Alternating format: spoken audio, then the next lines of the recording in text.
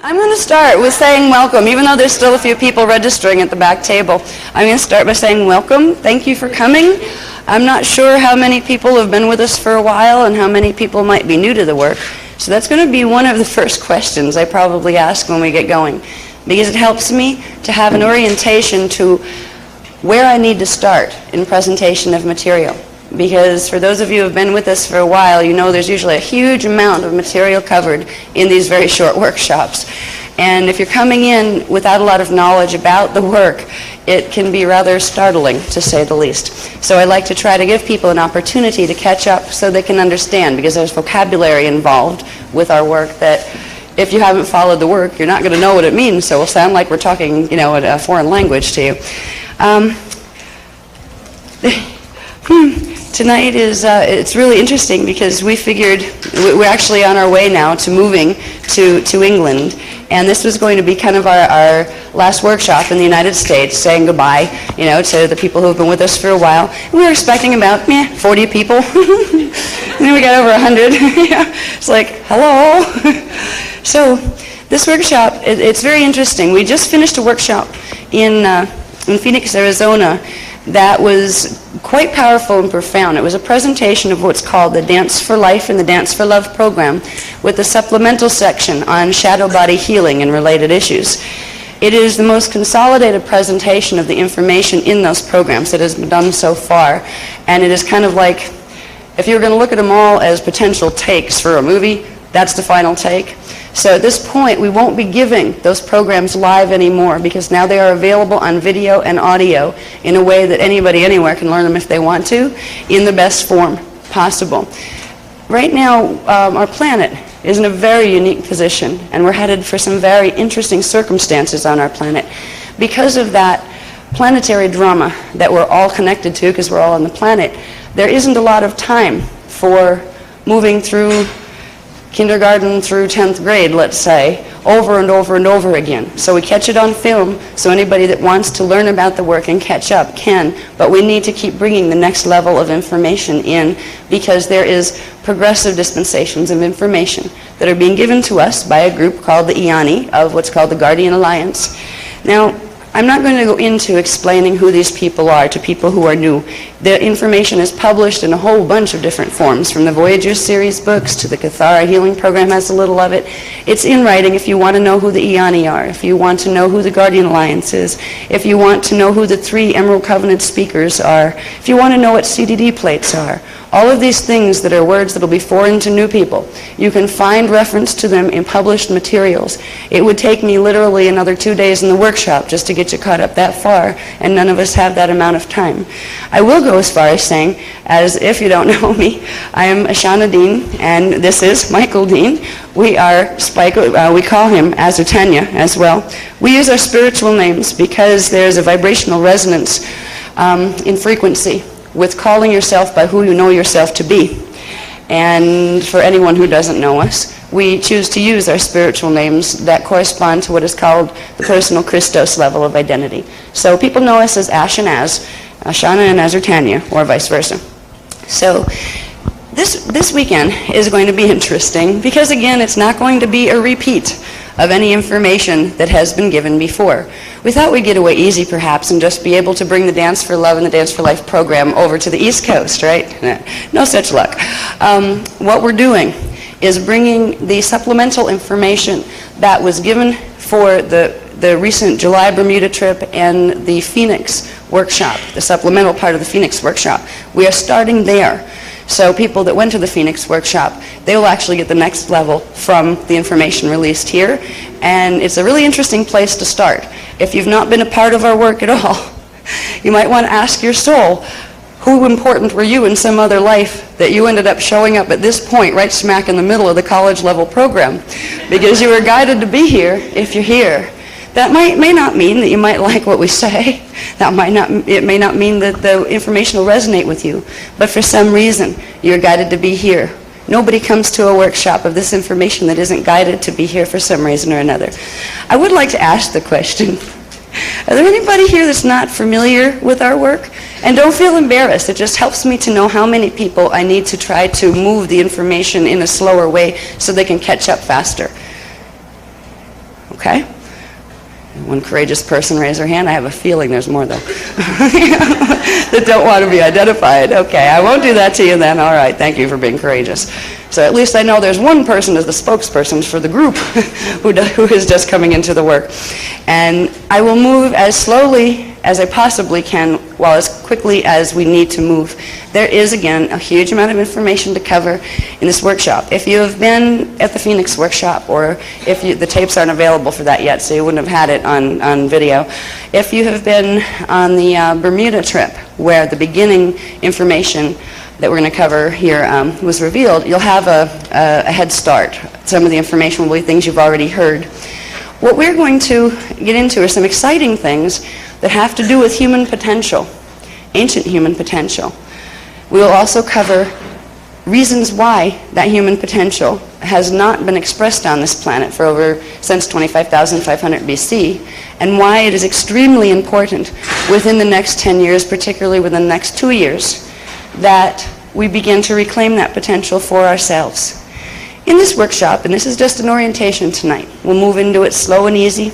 We'll talk about some things tonight that are related to what we'll learn. But the learning is going to take place in the crash course in a 2-day period.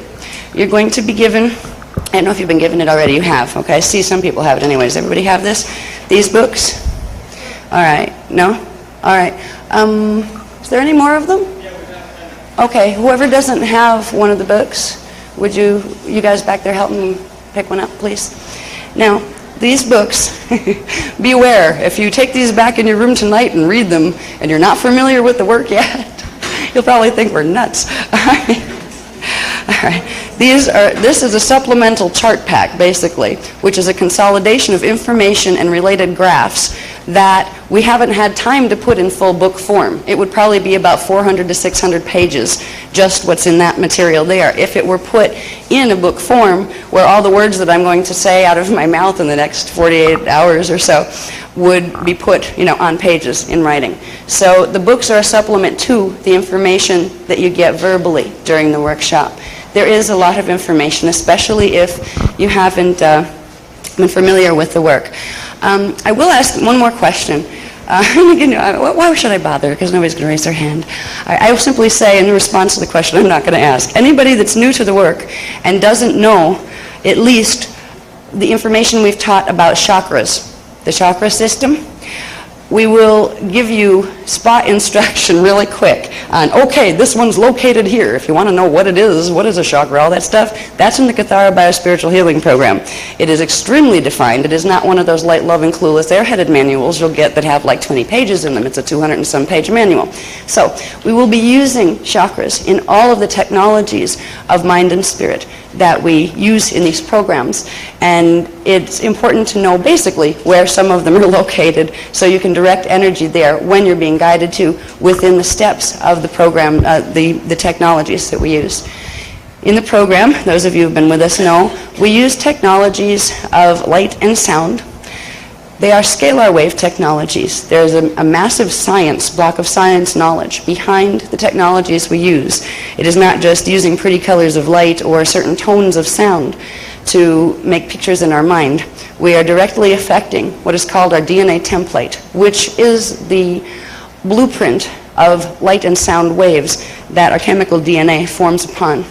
This is a science. This is an ancient science that belonged to all of humanity once upon a time.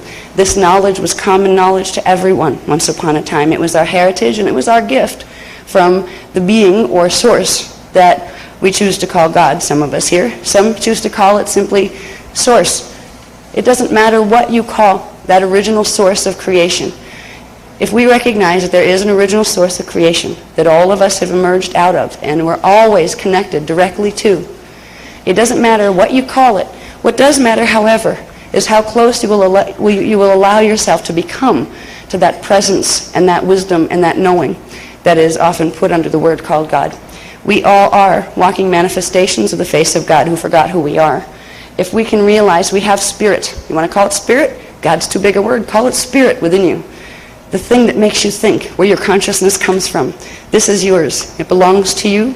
It came with you. And it is the part of you that is God. Now, it doesn't mean you're limited to your ego mind. There's lots more to it than that. And we've taught that. We've taught the tangible structure of the soul. And we mean tangible as far as physics. There is a physics reality to everything, including the structure of the soul, including the structure of manifestation itself. So for the new people, I would like you to understand that we're going to have to leapfrog over a lot of information first, because there's some very pertinent and important information that needs to be revealed through the course of this workshop. If there's a lot of blanks that need to be filled in as far as what do we teach about God, what do we teach about personal spirituality, what are we part of a religious dogma? The answer to that last question is no. In fact, we're anti-dogma, because dogma stops the person from having a direct relationship with Source. But all of that information is in different versions of published form. There's a very nice piece on who and what is God, what are angels, what are archangels, all that. That's covered in the Master Stewardship Templar Initiative course book, which is another course book that we publish. So many of the questions that new people might have are already answered. They're already in print. And that's why I'm going to have to ask you to take some responsibility for yourself. That if I'm losing you a little bit on here or there, if you're suspicious or worried about what I might be teaching about spirituality, or what Az might be teaching about spirituality, or what Max Speaker 3 might be teaching about spirituality, you have a resource to look through, but it is your responsibility to do that. It isn't my responsibility to save you or to walk you by the hand and take you to a library and hand you a book and make you sit down for 20 minutes a day and read it. All right? This is the responsibility each of us need to take. If we want to become informed, we take responsibility for learning. And it's as simple as that. Right now, we're in a remarkable, remarkable period of time, because all of the ancient mysteries and all of the ancient secrets are coming to a head in our present generation. This is a surprise to us, perhaps, but it's no surprise to anybody else out there in the universe. We've been the only ones that forgot about what's really going on. What's really going on has to do with many, many things. It has to do with what's called the Planetary Templar, which is the planetary Stargate system, or the Ascension Passage system. It is a technical physics structure that is very spiritual as well, because there is no true separation between real science and real spirit. They are both manifestations of the God Source. Now, we have taught in many workshops at this point various blocks of information about the science of the Templar. And this doesn't mean we're Knights Templar, because Knights Templar were actually the ones who tried to take over and take control, Antichristos control, of the Planetary Templar. So we are not Knights Templar at all. We teach the original ancient founders' race teachings on the Templar sciences. Our race, the human race and the indigo race, were given the privilege of having this knowledge and being the carriers of this knowledge because we were appointed and created for a very specific purpose. We were created as the free will, love-based guardians of this 15-dimensional universal time matrix. We were the race that was to ensure the safety of the Templar. The Templar Stargate system on a universal level and on a cosmic level is literally the core framework that allows for the manifest expression of three-dimensional space-time holographic illusions that we call three-dimensional life, where we actually experience ourselves not just as floating consciousness, but actually in a body that's in a hologram, where space-time, matter, all of those things seem to be real. The Templar is very sacred. The Cosmic Templar is. The Cosmic Templar holds within itself what is called the Universal Templar, that's a little smaller, and that holds Galactic Templars, many of them, which are smaller. They hold Planetary Templars, and within Planetary Templars, there are the internal Templar systems, or internal Stargate systems, of every living being on those planetary systems. We teach of the external Templar, which is the planetary, galactic, universal, and cosmic level, but we also teach of the internal Templar, which is the part of the Stargate system that you're actually made of. This is where we start to understand our direct and always present connection to the planet, to the galaxy, to the universe, to the cosmos, and directly to God.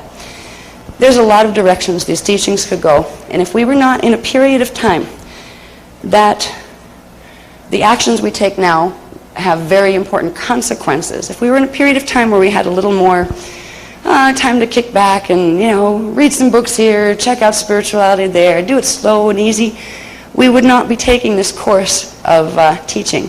The teachings now wouldn't have been released till after 2012.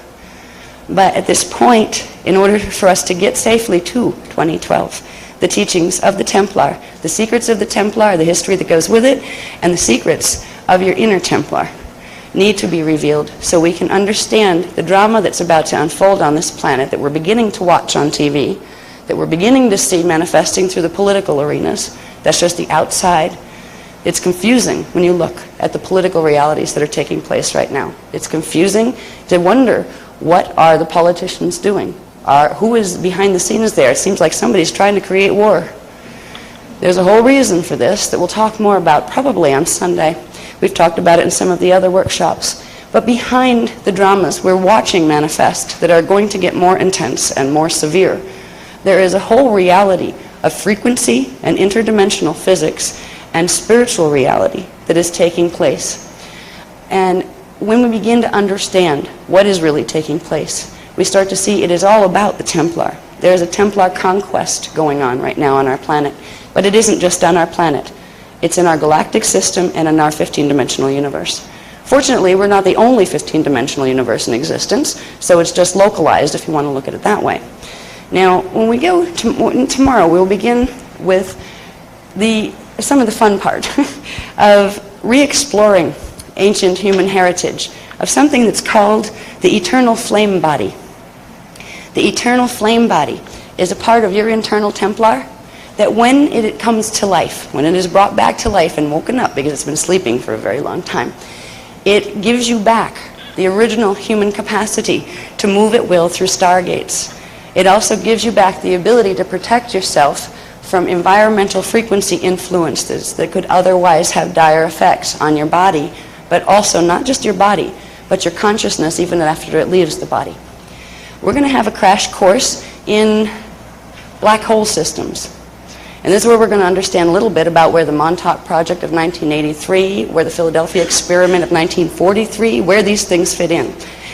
Where they fit directly in with the 9/11 event and the Trade Centers going down. And what all this has to do with ancient Atlantis and why we need to wake up fast. And in waking up fast, we can reclaim the ability to generate the flame bodies within our biofields that will give us protection, not just on a personal level, but it will allow us to become part of a larger field of protection that is being generated for this planet and for this universal system. It's going to be interesting to move the group of people that's here, excuse me, just getting over a cold, into a space where we make complete sense to you during this workshop. Because there's a whole bunch of different levels of familiarity with what we've been teaching. Now, for anybody that knows our teachings, they do know one thing we're known for: detail. Yeah, some people say the devil's in the details. We say God is in the details. Because if you don't know the details, you can't tell whether somebody's saying something that's actually true or not. The details show you how things fit, and they show you why they're important. So we do spend time in most of the teachings on details. Right now, we're going to give you a crash course in the most important details of how pieces of things fit together, so you can begin to understand a drama that we're preparing to serve as a healing force within. And as we serve as a healing force for the planet, we also will give ourselves healing protection. Because what is moving into our manifest hologram on this planet, we are going to need to be able to hold a field of protection for. I'm not just talking about our politicians getting us in trouble that's going to lead probably to a World War III drama. I'm talking about something even bigger. Some of you might have heard of the planet Nibiru. Some of you might have heard, particularly in the Bible, of a thing called wormwood. Now, these two things are intimately connected to something else that was recorded in the Bible as the beast. We have been teaching for the last few months the mechanics of what the beast really is, what it stands for. And it is an antichristos technology. It is an evil technology that is used by beings that are emerging into our system, and they have been for literally millions of years, from a black hole system, which is a fallen system that it can't support eternal life frequencies anymore. It is a dying system that is trying to feed on our system. The beast is an amazing feat of genius, twisted in on itself. Now, we'll talk some about the beast when we begin to understand anatomy, our own personal anatomy, because there's a piece of each of our anatomy on this planet. And this is true for the fact that we exist on the planet, because we're picking it up from the planet's anatomy just by coming in here and incarnating here. A piece of each of us called the shadow. The shadow body is connected to the beast. And when we get through exploring what this beastly technology is, they keep giving me pieces of detail of how all these little pieces fit together, and it's just amazing. What this machine, it is an interdimensional, crystalline technology-based Templar control machine that has many, many different pieces and parts to it, that's very much connected with what they were doing in the Montauk Project and in the Philadelphia experiment and all of those things. But it also has everything to do with what they were doing in Atlantis, that ancient place that we don't think is real anymore. It was real, all right. And so was the house cleaning that came afterward to make sure we had no records of it. So by the time this time period came, we wouldn't know, we wouldn't remember, because then we wouldn't be able to prevent some of the things that certain fallen races have in mind. Many of those fallen races were human faces.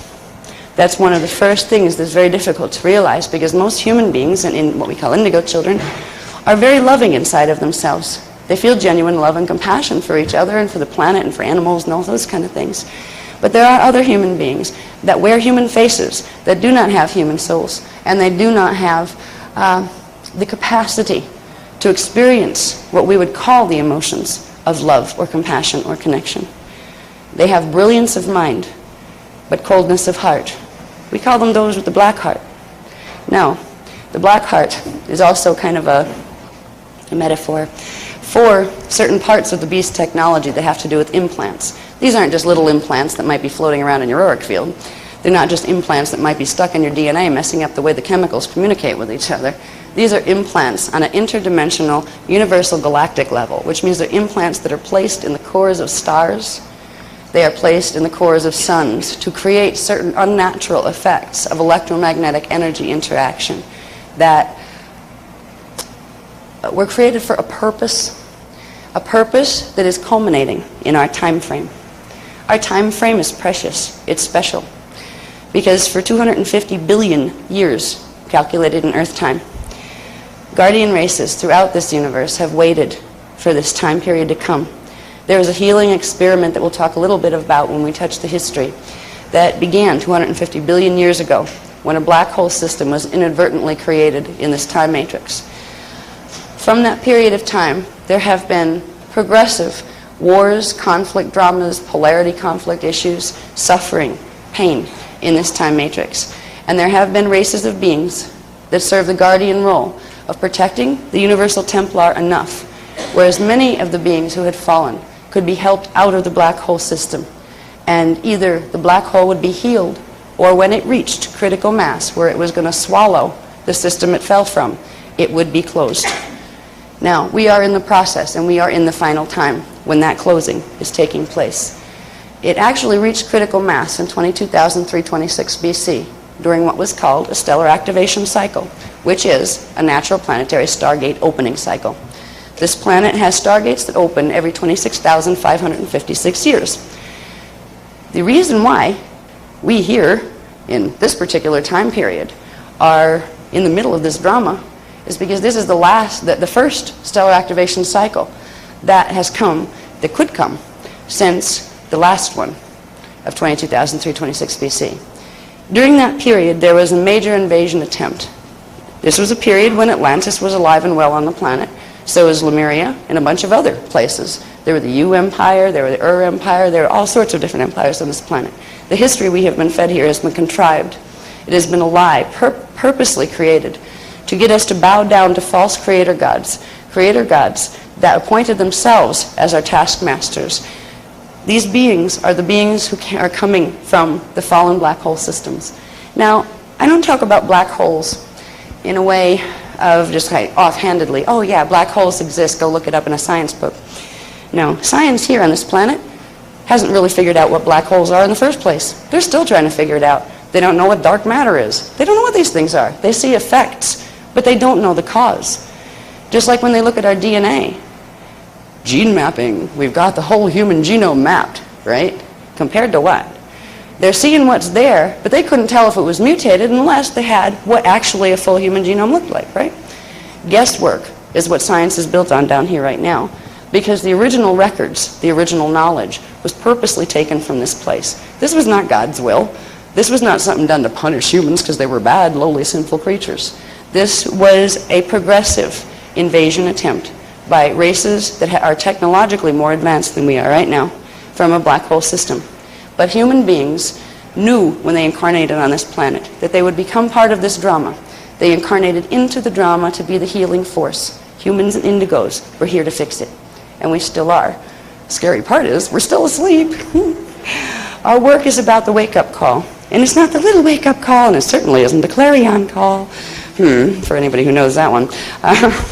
That was just a tongue-in-cheek stab. For people who haven't heard of that one, it has to do with certain groups of teachings in the New Age movement that are teaching people to work with energy in ways that will get them sucked right down into a black hole system. And they're teaching them that that's ascension.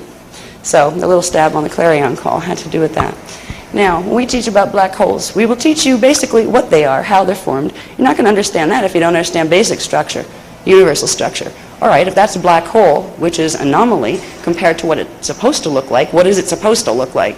So we give you a basic framework of understanding the core template structure of the cosmic matrix. Through that, we understand how we basically fit into the cosmic matrix. We begin to understand template science, which is called the science of the shields. The word shields is used to refer to a standing scalar wave grid. Now, a scalar wave grid is a grid of standing columnar waves that are fixed in position but flash off and on. Now, our consciousness is anchored into manifestation through a very specifically mathematically, geometrically arranged scalar wave grid. We have one, our planet has one, the galaxy has one, the universe has one, and the cosmos has one. This is what I mean when I say the cosmic matrix. It has also been called, in more vague terms, the cosmic unified field. What's a unified field? It's a scalar wave grid. That's what it is. And that is called, in the ancient language, a shield. Now, the scalar shields are the key to understanding our Templar. They're the key to understanding stargates. They're the key to understanding immortality. They're the key to understanding healing, because they are the core templates upon which matter manifests. And if there's damage to the core template, there will be a damaged or anomalous creation of matter that emerges from that template. We are on a planet that has very damaged planetary shields right now. They were damaged on purpose by those who have progressively invaded here since Atlantis. These shields were damaged so that they could be ripped apart and pulled into a black hole system and reassembled there. It's called a hijack job. It's like hijacking a bus. But they're hijacking literally a 15-dimensional time matrix, but only 11.5 dimensions of it. This is a massive drama. This is what scares most people away. When people come into this work for the first time, if they haven't been walked through the easy stuff, start with tangible structure of the soul. Find out where your soul, your oversoul, your avatar level of identity is. Find out how you fit so you know you're directly connected to God so you don't have to be scared anymore. Then find out about Kathara healing, which teaches you about your personal template, okay? You get to feel safer because now you get to learn how to run this thing you call your body, right? And get more of yourself and more of your Christ consciousness embodied. That's the simple way, and a lot of people that are stuck with the work started there. And that's the way to not like come in and go, oh my God, what's she talking about? So if you feel, any new people feel a little kind of, oh my God, we're talking black holes, I thought this was a spiritual development workshop. Oh, it is. It is a spiritual development workshop. Because if we don't understand black holes, if we don't understand the basic structure of the cosmic matrix and how black hole anomalies have affected our evolution here, we will not understand one key part of our own anatomy that we need to heal if we are going to survive through the next 10, 15, possibly 1 year period.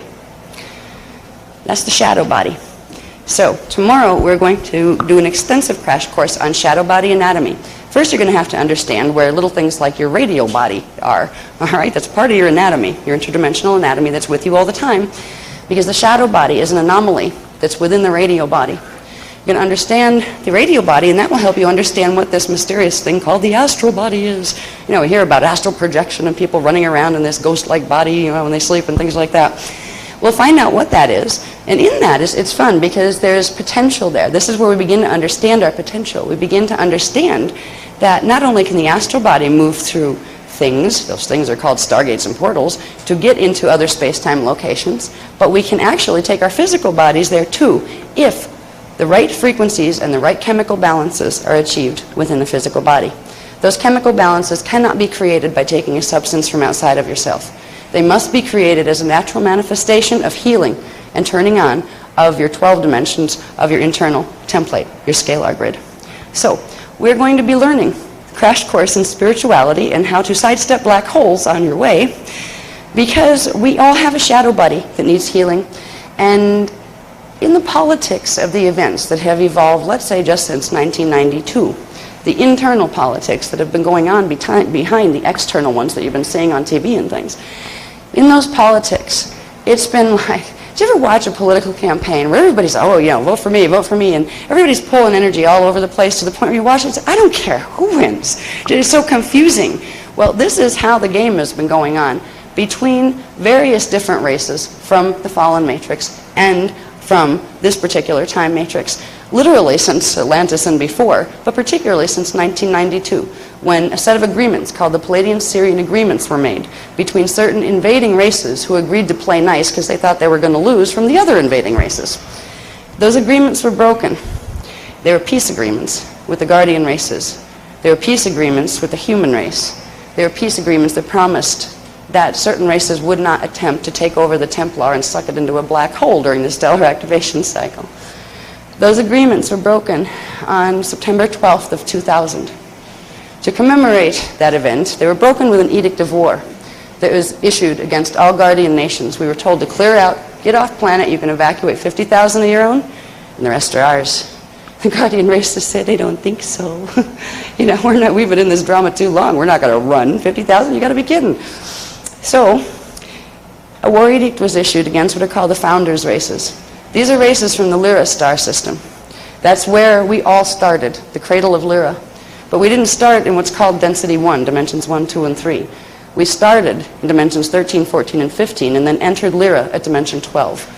Dimension 12, 11, and 10 hold the stargates that are the Lyran stargates. We are dealing with the founders' races from those systems and from levels beyond this 15-dimensional time matrix that are called the Eka God World systems. We'll talk a little bit about those. They're extensively covered in the Dance for programs, particularly Dance for Love, where the Eka maps of the God World gates are revealed.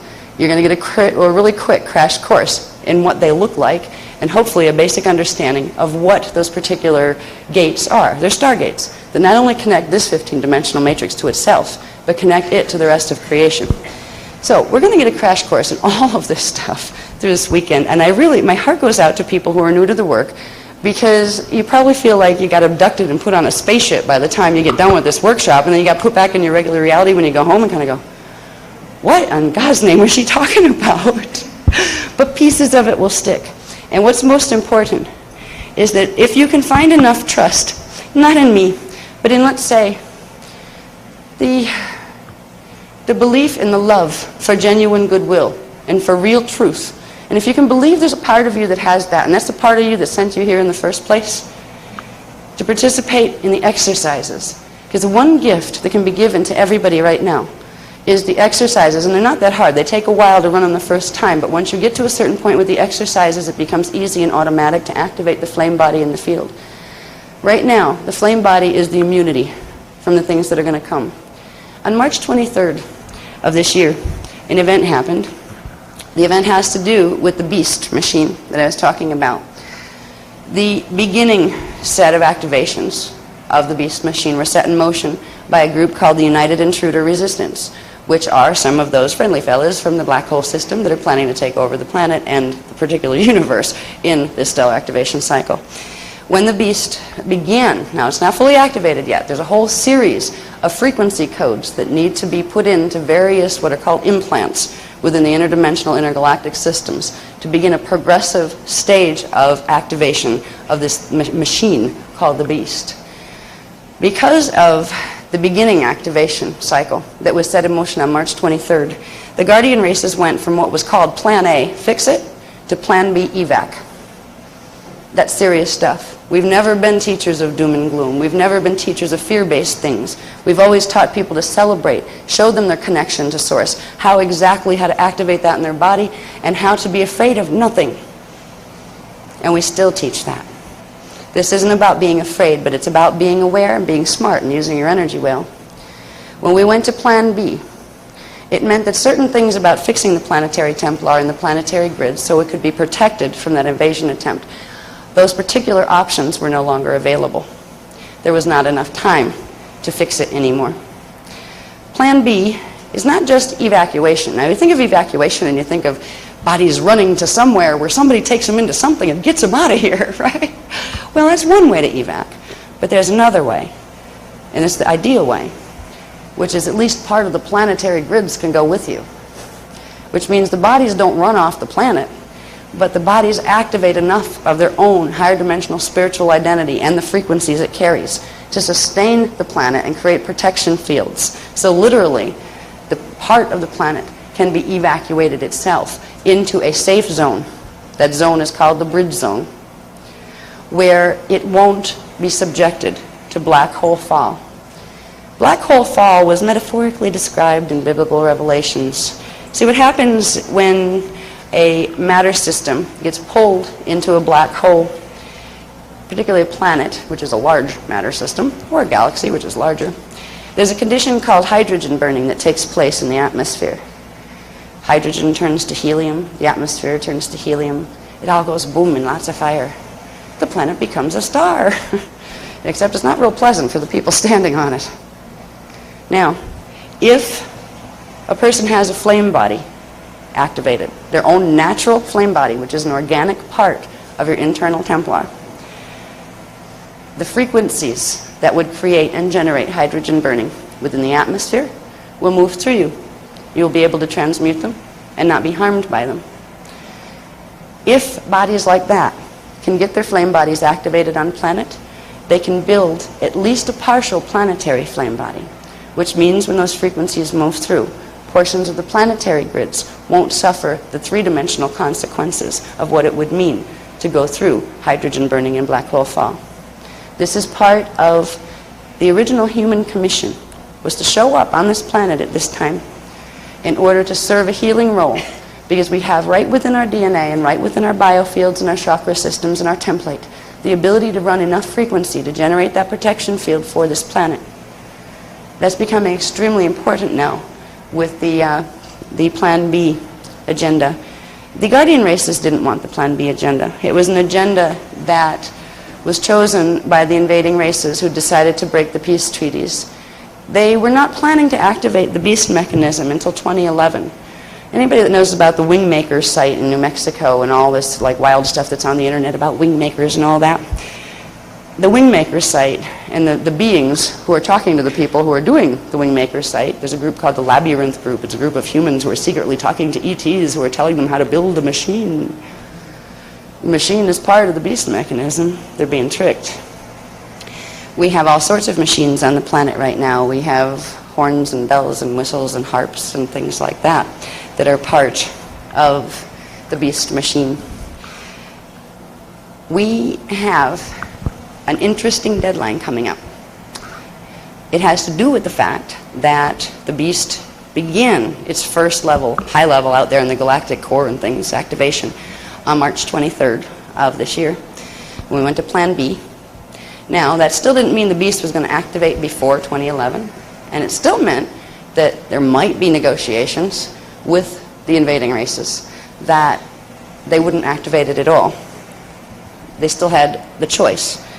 Because there's a certain set of sequences, mathematical programs, that once they're put into the crystalline mechanics of the beast mechanism, that you can't turn it off.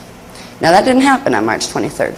It could still be turned off, but Guardian races couldn't turn it off. It would blow all sorts of things up like this universal time matrix.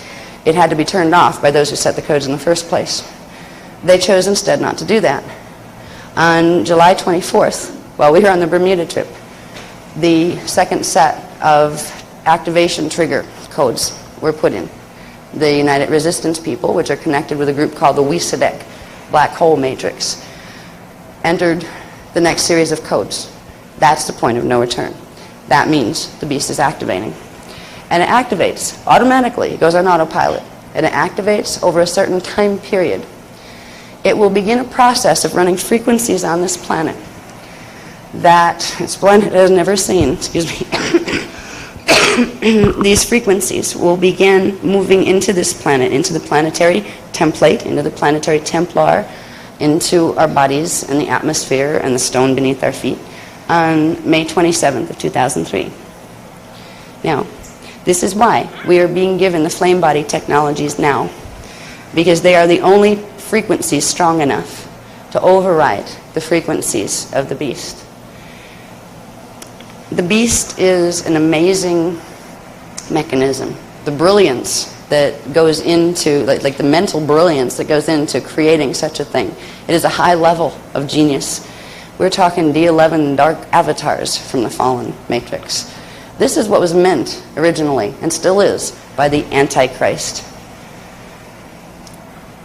With the March 23rd events, where the first phase was set in motion, it began the period that, in biblical terms, was called the tribulation. It began a process of the release of the seals, the 7 seals, and all sorts of things. The Bible was totally coded. It was a fairy tale told around a reality of science.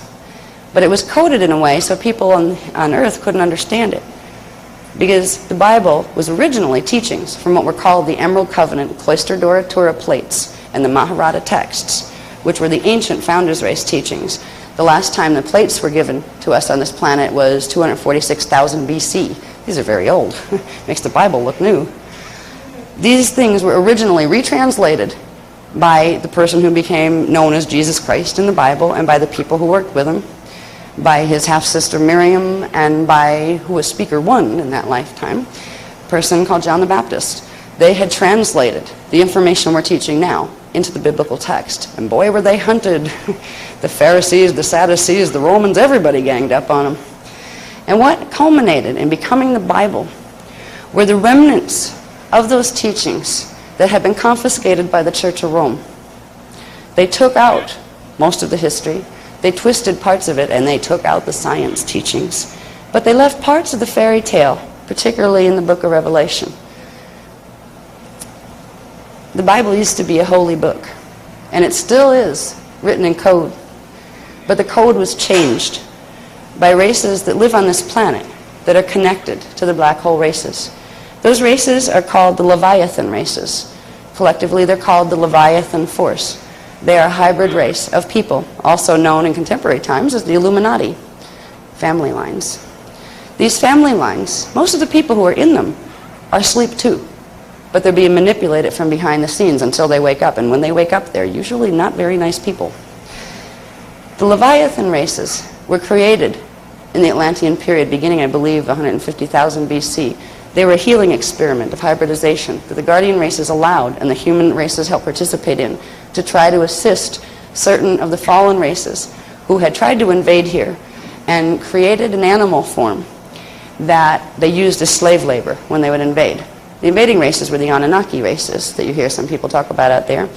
The form that they created was what we call the Neanderthal, but it was really a combination of stolen human gene code. It was made in a petri dish, basically. It was laboratory created. It took the genome of various animal beings, part of them from a planet called Nibiru that used to be in our solar system, and combined them into creating a slave animal form that had a bit of intelligence that they gained from capturing humans, torturing them, and doing genetic extraction that they could then later use for genetic combining, just like here we are going into a phase of science where we grow ears on the back of mice.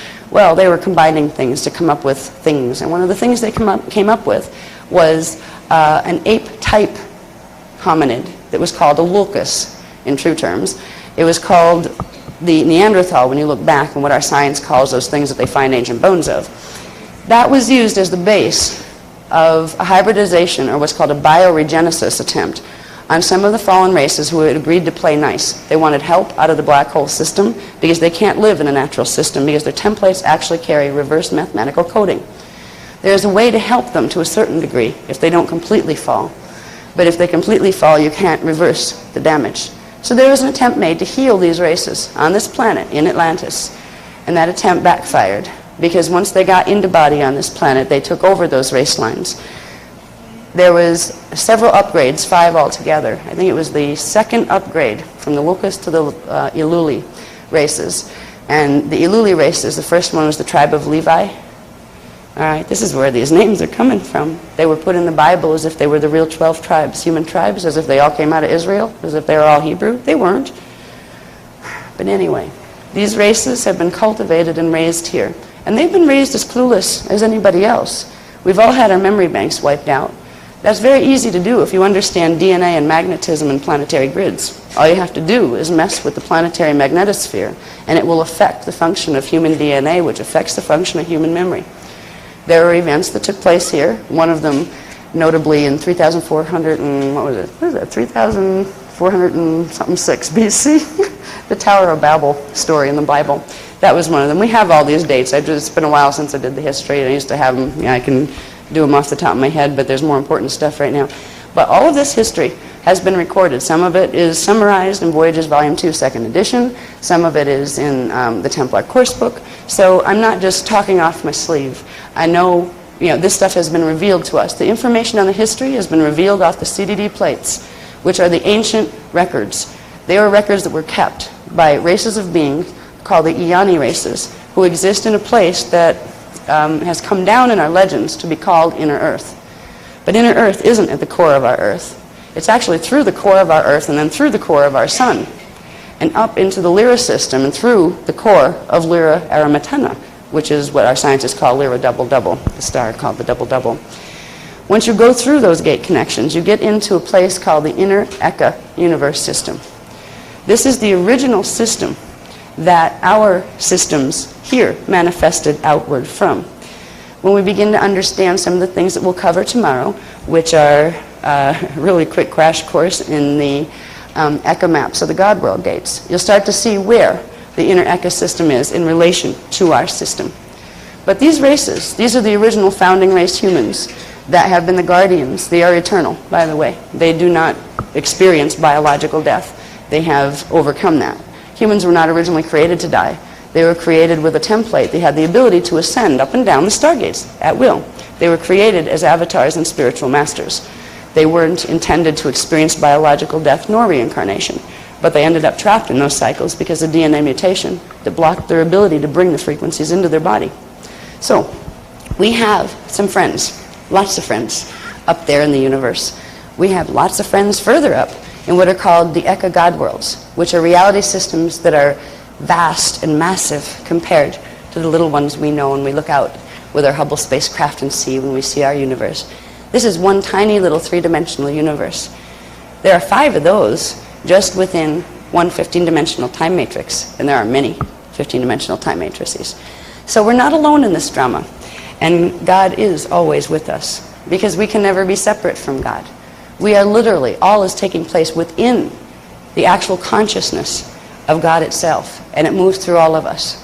When we begin to open our frequencies and get ourselves back into our bodies, get our soul into our body, then our oversoul, then our avatar level of identity, then what's called our rishi level, and then our own ascended master level of identity, we begin to know God very closely because we begin to experience the feeling of less and less separation between ourselves and the magnitude of all creation that is God. So we don't have to be frightened in the drama that's coming up. And there's some fun parts of it too. Heck, it's like losing a wonderful gift you had. You put it away someplace, and then you forgot you had it, and we're getting to rediscover it again. We're getting to rediscover humans' ability to know eternal life, to know instant healing from the inside out, to know how to go through a stargate and end up in another time, or another place, or another density level. It is a time that is truly unprecedented in the history of this time matrix. 250 billion years ago, before this system down here was created in the lower densities, there was a trauma that took place between what are called the Christos founders races, and a whole group of them called the Anu Elohim fell. They became twisted in their thinking and in their templates, and they waged a war that destroyed what was called Stargate 12, the pre-matter divine blueprint for the 12 dimensions of this 15-dimensional matrix. That's where the trouble began. With that trouble, there came a decision from the races who hadn't fallen, a decision made of love, a decision that there would be a healing experiment allowed. It was an experiment because they didn't know if it would work. They didn't know if a catastrophe as large as that could be healed in terms of salvaging the fallen ones, all of them, and literally where a black hole was formed, turning it back into its organic programming through healing. There was a time limit put on the extent of this healing endeavor. It would either end when everything was pulled back out of the black hole and healed, or it would end when the black hole got so big it was going to pull in the whole 12 dimensions of the 15-dimensional time matrix. As I'd said before, we reached that point, 22,326 BC, of critical mass black hole draw. There was a final conflict drama, a battle, a war that began there. There was an event called the Iani Massacre when the races from the inner ecosystems came here. They came here to help, and they were literally wiped out by the invading races and by some trickery that went down. The trickery has to do with a book that's coming back into our world these days called the Emerald Tablets of Thoth. That was information that was stolen from the CDD plates and used pervertedly to mess with the stargates in a way that allowed for a massive invasion to take place, so the ones who came in to help were decimated.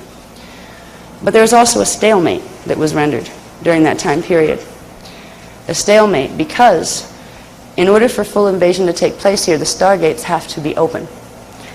When the Iani Massacre took place, the Iani had one final little victory in that. In their failure, they had one victory. They were able to run the frequencies to close the gates fast. It created partial pole shift, but it stopped full descent of this planet and the systems it's connected to into the black hole system. The conflict drama, the final conflict battle, which has been long called the Battle of Armageddon, was put off until the next Stargate cycle, when the gates were open. That's now. And we're in the middle of it. The only thing is, we haven't seen it yet. Unless you happen to have your astral eyes open and you're running around interdimensionally. Then you'll get it. Excuse me. What's taking place right now is, it's almost merciful that it's moving fast, because if we knew this, all of this information, and then had to sit here and wait till 2011, it's like, it's almost more painful that way. This is why the information is only given to us as we need to know it. The guardian races don't want to traumatize us. They will give us what we need to know when we need to use it. They won't try to give us information that's so-so. If it's like, well, it might go this way and it might be a negative thing, they won't tell us that. They won't tell us a negative until they know. Because if they do, all they're going to do is generate our fear patterns around it, and we're going to energize it, and it'll help make it happen. When they begin to tell us serious stuff about serious things happening, it's after a whole lot of checks and balances. They don't just say those things to us offhandedly. They don't just say them if they're not phase locked, as they call it, into the grids. The word phase lock is interesting. We'll talk about that tomorrow and the next day too, as it applies to our DNA and some other things. But phase lock means locked into, okay? You're in a phase or a particular pattern and you get locked into phase lock. Our grids, planetary grids, those planetary shields I talked about, phase locked on March 23rd of 2002. That phase lock means certain things are no longer an option for healing. Now when you add the next level of activation of the beast to that, that makes the situation a little bit more time to stand up and pay attention. We're being given the technologies, and you will get them in this weekend. You may not get the whole story. I mean, there's lots of books already that we've written in the last 4 years. All this information has been given in 4 years, in a 4-year period. That's huge. We can hardly keep up with ourselves trying to translate it and get it on paper for you. But you will be given the flame body activation technologies. That is the beginning. That's what can you do if the drama is so big and everything seems so like amazing? What can you do as one single person just trying to have a decent life and hopefully trying to be spiritual? What can you do to, first of all, feel okay when you wake up in the morning and walk through your day. If this stuff is going to happen, and you can leave it at that. If you're new to the work and you're not too sure, that's okay. You don't have to believe us. We're not here to prove anything to anybody or to make you believe our way. But the flame body activations will give you a whole bunch of advantages. First, it'll help you to get yourself into body, like your soul, your oversoul, and your avatar level, your Christos consciousness, into body as quick as possible, which means you'll be able to figure a lot of this out by yourself much more quickly. But it will also give you protection against the frequencies that are going to be coming into this planet on May 27, 2003. On May 27, 2003, the planet is entering what is called the Fire Sword Initiation. Picture this. Picture a large flaming blue sword, okay, in the shape of a cross. The horizontal crosspiece goes through a set of 3 stargates that link 2 black holes and our stargate. Those stargate numbers are stargate number 6 in our matrix, stargate number 6 in what's called phantom matrix black hole, and stargate number 6 in what's called the Wysidek, the big black hole matrix. The 666, that's the meaning of the 666. It is the sign of the beast. And the blue sword is the frequency. It is what is called a D13, dimension 13, artificially generated dimension 13, reversed matrix Metatronic current. Now, there's words out there in the New Age movement that they're throwing around and laughing behind our backs. Oh, we're hailing Metatron, we're hailing Archangel Michael's flaming blue sword, all this stuff. We have no idea. It's all been a setup to help us be the vessels through which it could anchor on this planet. That flaming blue sword, the Guardians like to call it the flaming blue sword from hell, is the frequency that is meant to create a condition called monadic reversal. Now, that's a big word, but it isn't really. It's a small word with a big concept behind it. Monadic reversal simply means if you take a template, there is a program within that template that's held in the 8th dimensional level, which is called the monadic level. It's connected to bigger parts of the program that hold the mathematical manifestation program for the whole template. If you take the mathematical program upon which a template or a shield was built, and you mathematically reverse it, that is called monadic reversal. In order for our system, or any one of our bodies, or any one of our planets, to be pulled into a black hole system, requires that our shields undergo monadic reversal. The mathematical programming has to be reversed. Now, to do that, you have to run very strong frequency using the alternate reversed mathematical pattern into the shield, into the bodies, into the planetary body, into the galactic body, into the solar body. And if that frequency is strong enough, the stronger or dominant frequency will reset the pattern. Normally, we would be protected from that kind of thing because human bodies and indigo bodies have the ability to run what's called D12 frequency. That's pre-matter hydroplasm liquid light frequency. That is the Christos frequency. Dimension 12, it connects us to the higher parts of the universe, the primal light and sound fields of dimension 13, 14, and 15, and higher. D12 frequency usually is enough to clear any reversal distortion in any template. Now, this planet has had D12 frequency shut off and blocked from the grids since 208,216 BC. That's a long time. Fortunately for us, the Guardian race has finally repaired the Templar enough here to get it activated on January 1st, 2000. And that's when the shit hit the fan, put it bluntly. That's when, stargates are going to open, final conflict drama, it's time. So, in the gift, there also came the payment for the gift. We have to clean up a mess that's been in this system, on this planet, for a very, very long time. The D13 reverse current is an artificially generated current created by all sorts of crystalline implants and things called lenses. All right, just like a lens on a glass, lenses, crystalline lenses of selenite especially, can be used to refract energy, electromagnetic energy, laser energy, light, sound waves, those kind of things. Lenses can be used to bend light and sound. And when you bend light and sound in certain ways, you can create real messes. You can even create an artificial D13, which is a primal light field blue current, which is what was done in the Wesedeck fallen matrix. That current has the ability to shatter the D12 pre-matter divine blueprint in this time matrix, and that's their objective. Because if they can do that, they can pull everything below it down into their matrix. The D13 reverse current is created by forcefully bonding a D7, dimension 7 current, reverse current, and a dimension 6 reverse current, and forcing them into an artificial electronic bond, or electrostatic bond, which is called a metatronic bond. There's a whole set of technologies that are called the metatronic technologies that are literally the sign, signature, and DNA code of the beast. Our bodies right now on this planet and its shields itself have been metatronically implanted since the Atlantean period, since 25,500 BC. Those implants within our bodies, our DNA template, and the planetary grids will begin to sing and activate in response to the frequencies of the blue sword. Now, people that have been playing with Archangel Michael and not knowing what they were really playing with, people who were playing with certain Thoth-inspired belief systems who have been running energy in certain ways. These people have been getting their early entry into the fire sword initiation. These people have been being tricked into activating the metatronic implants to progressively create monadic reversal in their own bodies so they could be used as vessels to anchor more and more of the blue sword frequencies when it came in on a planetary level. Most of those people don't know that they've been tricked in that way or harmed in that way. You should see how the people in some of these movements, like me and to them, we're the Antichrist. Well, if you're using the flaming blue sword from hell as your Christ, we certainly are.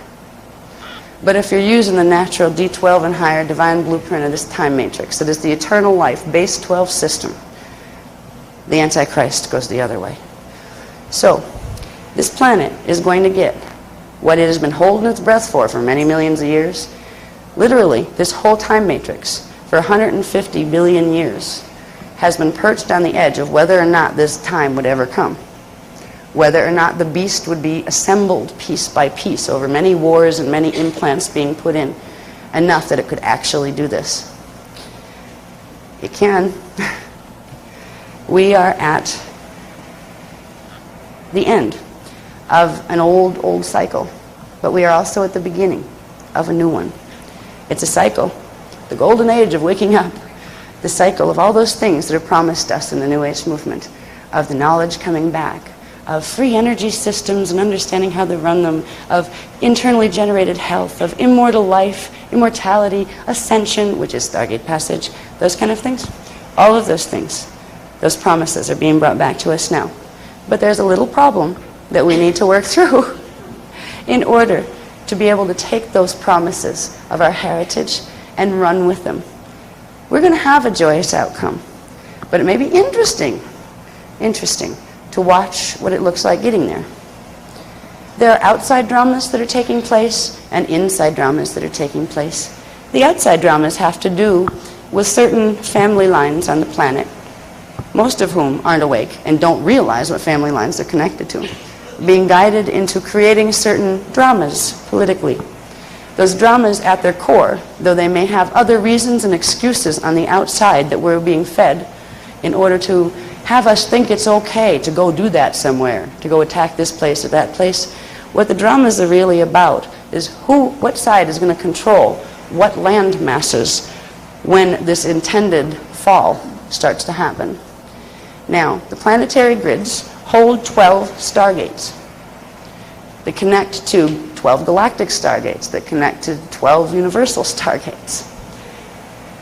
The territories of the 12 stargates, which there is a list in there. I think it's like in microscopic print because that's a consolidation of a lot of graphs in your books you have there. But we have been given the locations of our planetary stargates and of the galactic ones and the universal ones, all of that. It's very interesting to watch because one important stargate is Stargate 10, and it's located in Iraq. Yeah. There's some interesting, another one is located in, Stargate 6 is located in Moscow. There's some real interesting places where stargates are located, and if you begin to understand where they're located and watch the dramas that have historically, and especially are now, beginning to emerge, you can start to understand that there is an internal drama taking place between two warring factions. There are two core warring factions, both of which are from the Wysadek black hole system, both of which hold the agenda of taking over and taking this place and literally this matrix into their system. Both of which have different territories in their system. And whoever's got their codes in the grids when it falls will get the territory on the other side. They have to fight their battle here. We're beginning to watch the political manifestation. And it starts and it stops, then something else happens and we're watching like fluff on TV and all these little things run across the bottom of the television. Did you ever catch those? You know, the most important ones run across when you have something of mild interest to distract you here, so you missed that one that went across once and you never see it again, right? We're watching these things go. Oh, they're releasing the information because we are in a free country. Our Constitution guarantees that, doesn't it? Yeah. That's what they say. So, there's going to be a very distracting political drama that emerges on the outside. We're going to get our strings jerked with the economic system at some point. There's going to be, probably it's going to look like a heart machine, you know, with the dee-dee-dee-dee-dee with the stock market. Oh, it's going down, it's going oh, it's going back up, everybody's okay. Oh, it's going down again. We're going to dee-dee-dee-dee-dee. This keeps us in constant turbulence and constant distraction and agitation. You know, because most of us are so keyed into, well, first of all, you have to be somewhat keyed in to the financial reality on the planet, because at this point, if you're not, everybody owns everything, and there's no place you can go and run away to unless you want to like fly to the moon all by yourself, but they already own that too. And basically, if you go and try to put yourself in your little tent on somebody else's property, they can come out with a gun and shoot you or have you arrested as a vagrant. So there is nowhere to run left on this planet. You can go hide in a cave until somebody finds you, but as soon as they find you, they're going to drag you out and put you somewhere else. You lose your freedom that way. So we're all tied into financial strings. We're lucky in America and in the first world countries, because at least we're not being constantly jerked around like the people in Africa, like the people in the starving countries. A lot of the politics that goes on behind the scenes has created on purpose those conditions in those countries to limit and control certain gene lines that are called the Grail lines. The Grail lines in the human and indigo races, and they're all over. They're not in just any one color skin or any one ethnic background. But the Grail line groups hold the ability to run in their DNA the most frequency. So they are the biggest threat to the invading races, because they're the ones that have the ability to actually run enough frequency, even small groups of them, that they could make a difference and stop black hole fall. There's been a systematic, all through history since Atlantis. If you look at what groups were slaughtering who during our recorded history, all of this slaughter was either to get grid control over certain areas that were connected to the gates, or to reduce Grail line populations and to make more of Leviathan hybrid Illuminati populations. Because it takes a lot more Illuminati bodies to run as much frequency as one human or indigo could. There was the command of, go forth and multiply, and keep multiplying like rabbits, that was given. Right now we have so many people on this planet, the planet's ready to fall out of orbit. It was never meant to hold this many bodies. This many bodies were never intended to be here. The sad thing is, the people who have, let's say, it's almost, you could look at it as a disability of soul, that have actually incarnated from those fallen race matrices. The people they've become here just know themselves as people, most of them. They don't know what they're connected to. They don't know there's a difference between a human with a human soul and a human with something else in it. These people are actually genetically vulnerable. They're not evil people to go out and like, oh, you're bad. Not that at all. They have a genetic vulnerability. That means beings from the black hole matrix can, if they want to, push their way into their body forms at some point for full takeover. In the old days, they used to call that possession. In the science days, they used to call it essence displacement. If the Wysadeks do it, it's called absorption, because they don't just displace the being that's in the body. They absorb it. They tear its template apart and reassemble it on what's called the base 8 reverse Metatronic code. And that's how they get into bodies here. It's funny, I hate talking about invasions because they really stink. But we're in the middle of a mess that we can get out of. But a lot of people out there are aware that, oh, there's something out there, they're like ETs or something, and there might be an invasion happening. They're watching the sky, they're waiting for spaceships, you know, they're waiting for Independence Day movies. They don't get it yet. The invasion is coming through the bodies themselves, through the biofields of the people here, particularly the Illuminati people that have the vulnerabilities in their gene codes. On May 27, 2003, for example, there's going to be what is called the first wave. The first wave of D11 dark avatars coming into body on planet. They've already prepared the people. The people are already have their Metatronic implants activated. It's just a matter of going in for the kill. It's not going to kill the bodies. They're going to wear them. There are, I believe, and I asked for a check on this, it wasn't 2 million, it was 20. There are 20. There are 20 million, a wave of 20 million of them coming in for full body snatch on the 27th of May alone. That's just wave one. Now, it's going to be interesting. So watch the eyes of the people on TV that are in political positions and stuff. Just watch them. Just see if they act like the same people. Feel the energy out around them. Except the interesting thing is, you might want to do that, unfortunately, with your neighbor or your minister or your doctor. If you're somebody important, you might get one personally sent just to mess with you. Somebody important means you have a lot to wake up to in your gene code, and you're actually a powerful avatar yourself that just isn't awake yet.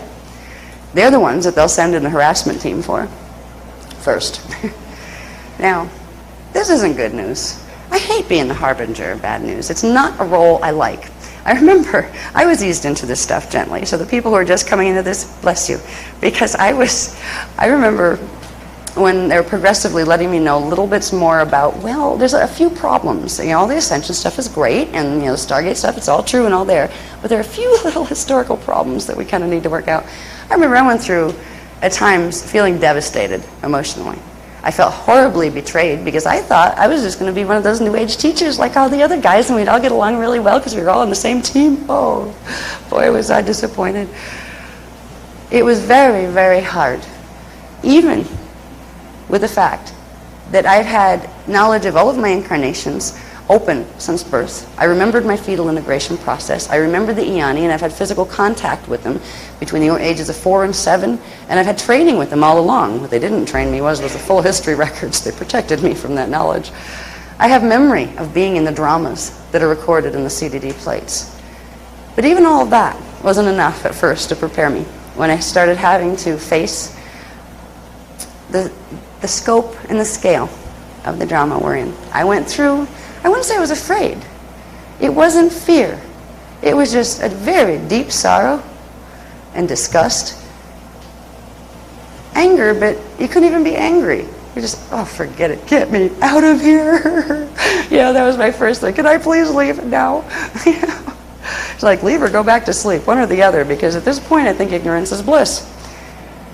Unfortunately, that is a stance a lot of people will take. And I have a lot of compassion for them, because it is nicer to think everybody gets along and the whole New Age movement is going to co-join with the older age movement and the traditional religions, and they're all going to be one lovey-dovey worldwide religion. Excuse me, that's called the One World Order. Everybody's going to be happy. Stargates are going to open. We're going to have our wonderful brethren from the sky come and tell us our history.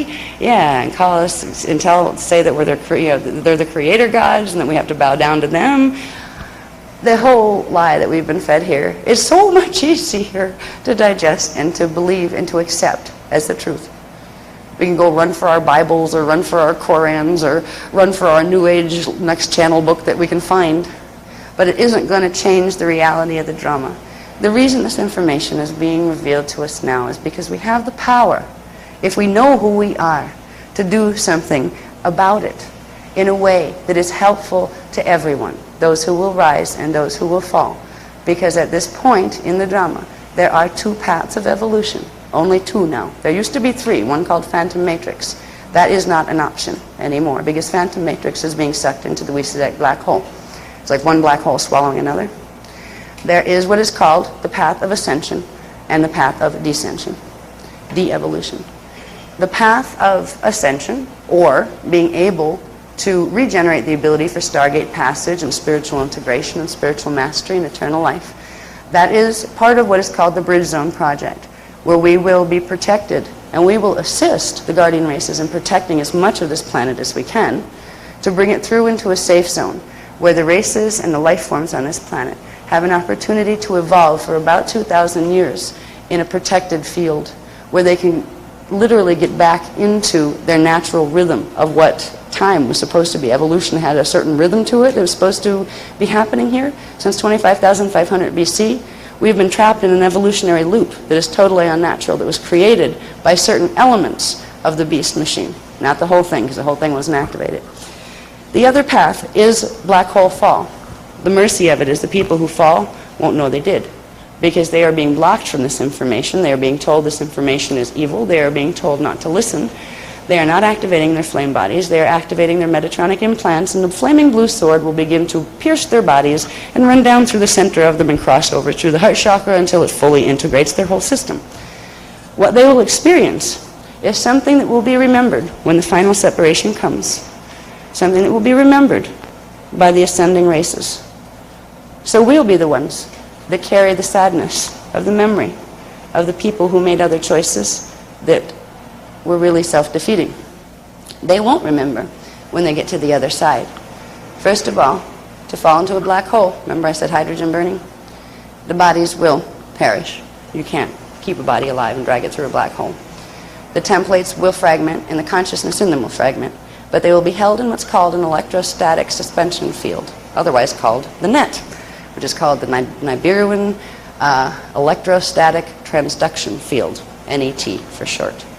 That is part of the beast mechanism that was put in on this planet in 25,500 BC, and right now is holding our shadow bodies in suspension. So there are two paths of evolution, and we have a choice.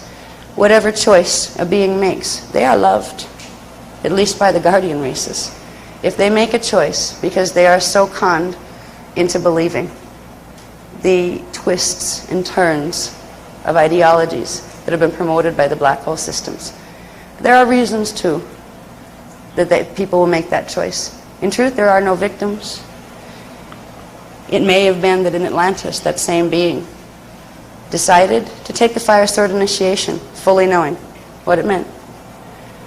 Now, you'd think you'd have to be pretty twisted to make a dumb decision like that.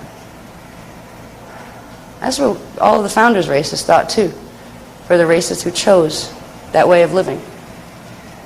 Most of the people who took fire sword initiation at any point in their incarnational history did so first out of trickery. First, they were tricked into thinking it was ascension. Secondly, they were tricked into thinking the true ascension teachings were the ones that would harm them. And they took the initiations, and once the initiations were took and the flaming blue sword's frequency began to activate in the body, it progressively allowed the mind to be taken over by the mind of a Wisadek, which are one of the ones from the big black hole matrix. And once the Wisadek's in your brain, there's not a lot of you left, because it thinks for you. You know, there's a system out there right now, a popular New Age system, that calls them thought adjusters.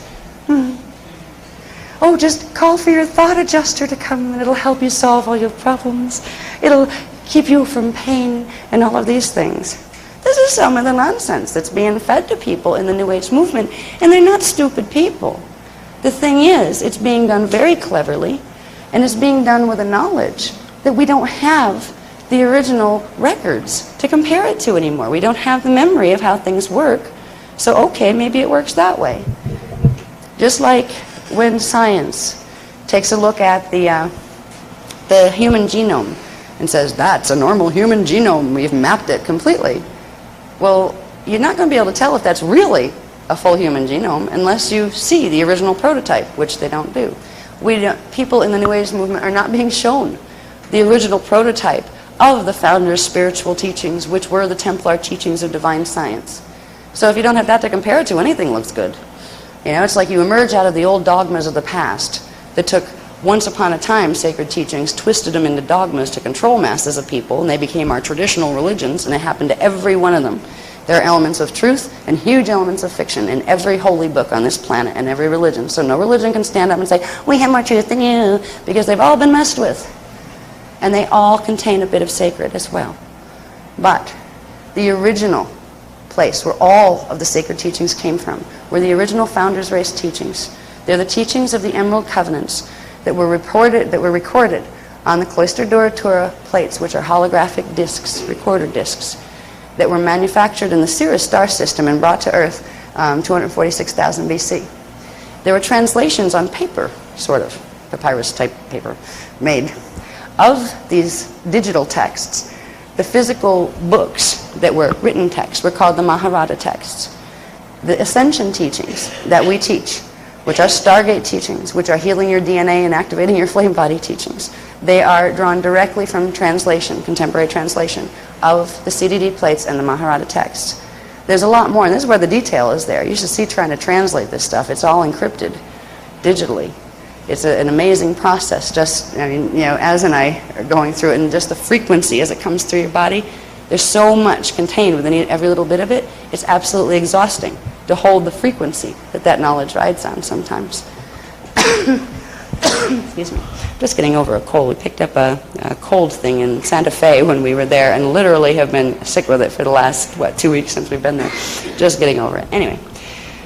We have a lot to learn together for those of you who have the courage, and a lot of you do, because I know there's a lot of familiar faces that keep coming back, and I'm very glad. I'm glad to know that you found enough of your ancient self in there, that whatever little piece you grabbed onto, that when you came to your first workshop, said, well, I'm kind of lost on some stuff, but that piece, okay, I can work with that. That's the first step. If you find a piece of anything that's said that you feel you can work with, I wish for the new people that we could start you with tangible structure of the soul, learn about your spiritual body 101, because it's very, very helpful to understand that. But right now, we need to release information because we have a May 27, 2003 deadline to get certain things accomplished. If the people who are new to this program would like to find out the missing pieces that will help ease you into the stuff we're going to talk about in this workshop. It's like you started in college, but you forgot to go to kindergarten through high school. So there's a reason, though. You got guided here by some part of yourself, your soul, your oversoul, your avatar self, which means even though it might be confusing on a conscious level right now, you have the capacity in your DNA, in your mind, in your body to hold an understanding of the knowledge, even if at first it's a little challenging. We suggest getting the other programs. One of the best things you can do for a quick course is once they're not available yet, but they're coming out very soon. I'm not sure when they'll be ready, but the tapes that were made from the Phoenix workshop, that takes you through. It was a wonderful balance of combining the spiritual get it stuff with the technical, okay, science stuff with, okay, this is the drama we're in stuff. So it's a good place to start. We'll let you know when they come out, and they're really good for anybody who wants them. Okay. Tentatively, possibly the 3rd week of October, they'll be ready. So they're a good crash course for anybody that hasn't taken the Dance 4 programs that wants to. They're, as far as the ones we have available, the tapes of workshops, that's the most consolidated version of them. So we'd suggest them. In the meantime, we have 2 days to spend together. And in those 2 days, we're going to do some, if you're new to the work, some wacky, wonderful things with your mind, running energy consciously in your body. We will do the flame body activations. There are a series of 7 very major activations. Now, an activation is something that you use your mind. Nobody's doing something to you. Nobody's going to zap you. It's not another flaming blue sword initiation, thank you. This is something you will run yourself using the frequencies that are organic to your body. You will have the choice. You don't have to. I mean, it's always, we don't force you to do these things, and nobody's going to zap you if you don't want to get zapped. But you will be able to run the frequencies through the step-by-step meditations. These are active meditations. They're meditations that are meant to activate very specific portions of your own personal scalar template under the D12 base 12 Christos imprint. It's awakening your inner Christos. But this is the fast track. This is like the real fast train, the train that goes so fast that you don't see it. We started in the beginning with the Maharic seal, running the technique called the Maharic seal. That was the beginning of bringing D12 frequency subharmonics back into the body. People on this planet couldn't do this since 208,216 BC because the planet couldn't run D12 subharmonics. They're the Christos frequencies, because the word Christos refers to the D12 pre-matter divine blueprint template of this universal matrix that we're all connected to. Finally, with the gift of the D12 frequencies being able to run through the planetary Templar, that was given to us on January 1st, 2000, we were given back the technologies that go with them of how to begin healing our bodies using that frequency. We were put on the moderate pace track of getting yourself in body and getting your DNA activated and getting your flame body activated, the moderate pace track. As the drama has progressed here and things have gotten more serious as far as needing to have certain levels of protection and awareness in your body by certain times because of certain things that other forces are doing on the planet, we have been progressively given a series of more intense and more intense activations. The activations are sequential. They are activations of frequency which turn on some of the dormant scalar waves, those little standing columnar waves that your core template is made out of. It's turning them on progressively, but in the right sequence, which means you're not going to get frequencies that come in that are supposed to come in second, but they come in first and they blow your template apart. These are activations of Kundalini energy in the body, between the cranial sacral seals that control the main vertical currents of frequency that run up and down the body. But beyond Kundalini, Kundalini is a 9-dimensional activation. It's called activation of the Antakarana. But if you're going to be a Christos being, you need more than 9 dimensions of frequency, you need 12. That current is called the Maharada current. They each have a different name, and the name is the audible translation of their vibrational signature. So we are activating not just Kundalini, but the Maharada frequencies above it, the D12, Christos, liquid light, hydroplasmic, pre-matter template frequencies of you. We each have one, the planet has one, the galaxy is all bit. You're bringing that part of you. It's not just a frequency, it's also a consciousness. You're awakening it in your body. With the flame body activations, which require running D12 frequency as a minimum, you cannot activate what is called the Amareya flame body in the body or in the field without first activating the D12 frequency subharmonics all the way down in your dimensional parts. The D12 frequency, the Maharada ray, as they call it, is the pale silver liquid light carrier wave that the higher frequencies can run on. When we activate the Amareya flame body, we're activating what are called the primal light fields as well. They're called the Kundare currents, the Kirishe currents, and the primal sound field currents beyond them are called the Kundare currents. So literally, this is the Kundalini is kindergarten. That's getting activated too, because you're activating not just this, but all of the frequencies above it. Now these are literally frequencies that will expand in your body. First they'll expand in your DNA template, the scalar wave program in your personal shield that controls how your DNA chemicals are going to manifest. Which means, as you begin to activate, you are going to begin to make first subtle changes in your DNA. There's some wild and wacky things that begin to happen sometimes with this. First, it's usually you think you're going through menopause, male or female. And you can be like 10 years old or you can be 100 and you're still going through it. Because there's heat flashes or cold flashes. And it's like, you don't need to run to your doctor for hormone therapy quite yet. First, find out you're working. See, everybody's activating DNA on the planet right now, but most people are activating it with the distortions, the Metatronic distortions in the templates. So they're getting all sorts of wacky symptoms. And the pharmaceutical companies are creating lovely alternatives so we can block the fact of those symptoms from our minds. There's a lot of misdiagnosis of things going on because doctors don't know about core templates or how they behave or DNA activations. Isn't that convenient? Our science has been guided here by guess who? So if we begin to realize when we do activations, we're activating Kundalini, which activates, actually we're activating DNA template, which activates Kundalini in the body. There's all sorts of neat things that happen. My skull cracked. I have a crack that runs literally down the front of my head. It looks like a vein from the side, but it isn't. It's actually a crack. There's sometimes bumps will form on the head, and a couple weeks later they'll go away. The head is stretching. Bones are doing things that doctors tell you they can't, that scientists tell you they can't. Sometimes your foot size will change. It might shrink and then grow again. All sorts of weird, wacky things. Your weight might go up and down and up and down. Sometimes there are certain DNA activations that are absolutely wonderful, and boy, am I due for one, where the frequencies that run are like the energy diet. Because literally, you'll find yourself in a week's time losing all this weight.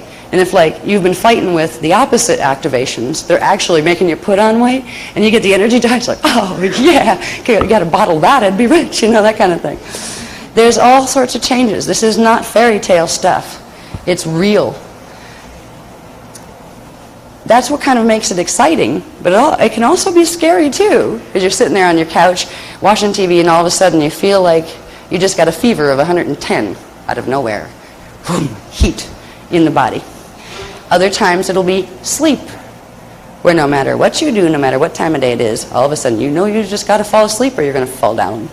It's like somebody pulled the plug on your energy system, and you say, that's because your consciousness is actually transferring. It's writing DNA strand template 4 into D4. You're going astral to pick up more information on something important, and literally your soul level of identity is saying, sorry, but I know you need to do that right now, and your boss probably won't be happy, but this is more important right now. Gotta go. Right? The real fun one, and we're still doing this one, is the 3 a.m. I have more energy now than I do all day. Where you're like manic at 3 a.m. for some reason. Now, you can run to the doctor and say, I really have insomnia, I'm having a terrible time, I haven't slept. Now, it's really hard if you have a 9-to-5 job or a 9-to-10 job where you depend heavily on that 8-hour sleep at night. Because there are different cycles of frequency that enter the body during the day and during the evening. The reflected lunar light, the solar light that's reflected to become moonlight, has different qualities and frequencies than does the direct sunlight in the daytime. So the body, once it gets on, it's, oh yeah, we're activating, right?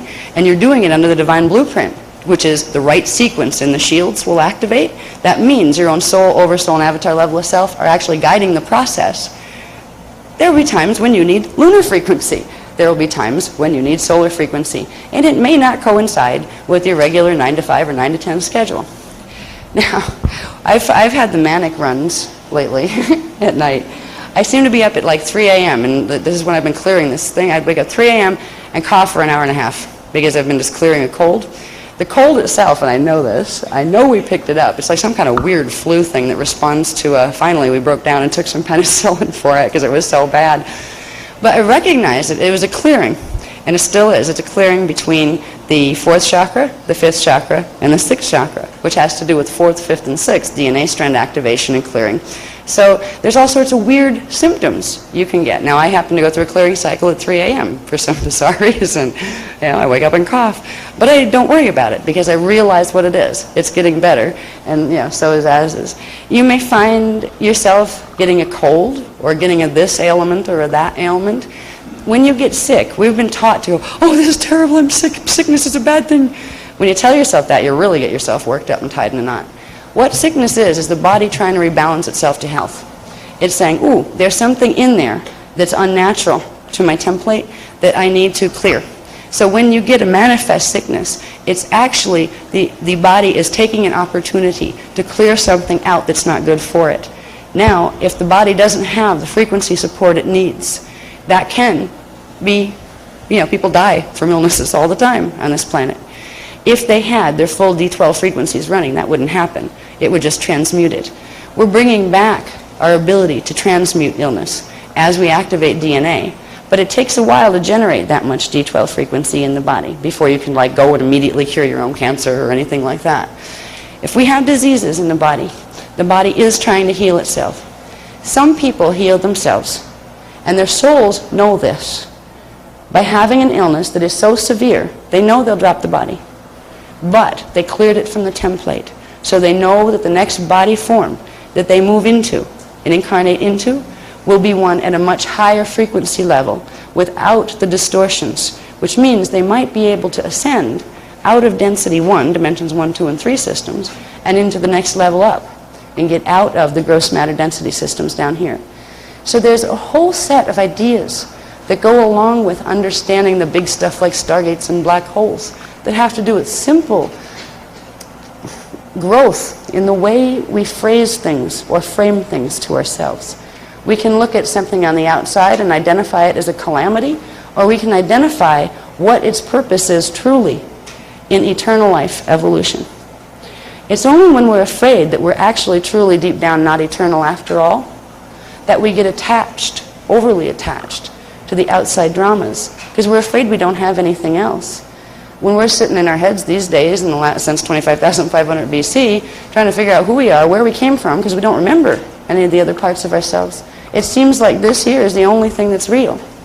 But when we begin, and the first stage really is when your astral consciousness starts to kick in, and you start to realize, oh my gosh, I was floating above my body, I saw it down there, but I was wide awake, and I could like zip through walls and windows, and I went and I spied on somebody, it was really cool. You know, I found I could do these things. Your consciousness has the ability it is a multidimensional consciousness. The fact that the gene code has not been functioning properly because the templates have been blocked by the implants, some of which are the Metatronic implants, that is what keeps us imprisoned. We have the ability and the power, if we know our anatomy and we understand how to use our 3D minds to run frequency, we can clear those blockages in our template and get more and more progressively of our higher dimensional consciousness, our soul, our oversoul, our avatar, our rishi, and our ascendant master level of self and consciousness into our bodies, progressively healing our bodies as we go. And each one of us that does that heals a part of the planetary grids and a part of the human grids. Every species of animals, every species of plant or bug or rock or person, being, has what's called a tribal shield template. If you look at a template, scalar shield, as the template that holds the program for what matter form is going to manifest. Everyone that's of the same species has certain codes, certain mathematical programs in their shields that are common, and some of them are different. That's where you get individuality within a species. Now, every one of us that becomes more healed, that brings in more higher consciousness, that begins to activate our flame bodies, begins to affect the tribal shield, because our personal shields are literally ensconced within the larger tribal shield, and that is ensconced within the larger planetary shield, which is part of the solar shield that all of the planets in our solar system is a part of, which are part of the galactic shield, up and up and up all the way. So every time, each one of us count what we do with ourselves and our frequency. As we heal ourselves, we help to heal each other, we help to heal the planet, the other life forms on the planet. So I'm wondering where we're going to move and what. It's almost like we move through a labyrinth of data when we do these workshops, where first we're here and then we move over here. It's a weaving. It's like making a weaving, like a beautiful Indian rug, where you have to put the right colors next to each other, and you have to align them mathematically the right way to get the right patterns to come out by these little strings being woven together. And every audience requires a different Indian rug because each one of you have a unique signature, energy signature, shield signature of consciousness, which means each person will understand the information in a different way or be unable to understand it if it's put in a certain way. So we're going to, together, through the period of the next 2 days, try to co-create a group work of art. Az and I will be part of that, but we're not the weavers. We're only 2 of the weavers. All of the weavers are in this room, because it requires each one of us to speak, to learn, to understand, to share, to be sensitive, to try to feel, if you can't understand the words, to try to feel the frequency beneath them. Together we can create a beautiful Indian rug, or maybe it's an Iani rug, that will hold together the information that will be given in a way that can become personally useful to you. And each one of us, when we go home, will take a little piece of that rug, almost like a holographic replica, because the big rug will stay. But we'll take a little piece of it that's our piece of the rug, of the weaving of information, that's big enough for us right now. And your piece will be different than your neighbor's. But there's a piece for each of you here that you were guided here to bring home. And we will do our best during the process of this workshop to do our role in helping to weave those beautiful rugs. I would like you to know that we care very much about all of you, regardless of what walk of life you're from. I don't care if you've been Metatronic. I don't care if you've been doing Flame and Blue Sword for the last 40 years and I just terrified you to death. I didn't mean to terrify you. All right, there is hope. Flame body activation. There isn't judgment toward the races who have chosen a path of the fallen ways. There is, however, consequence for them. They're loved by the founders. They're loved by Source. there's no damnation. They're the ones that created the angry, wrathful gods that put fire, people in fire and brimstone and stuff. Any nice guy doesn't do that. That's just having a temper tantrum when you have a lot of power to push around.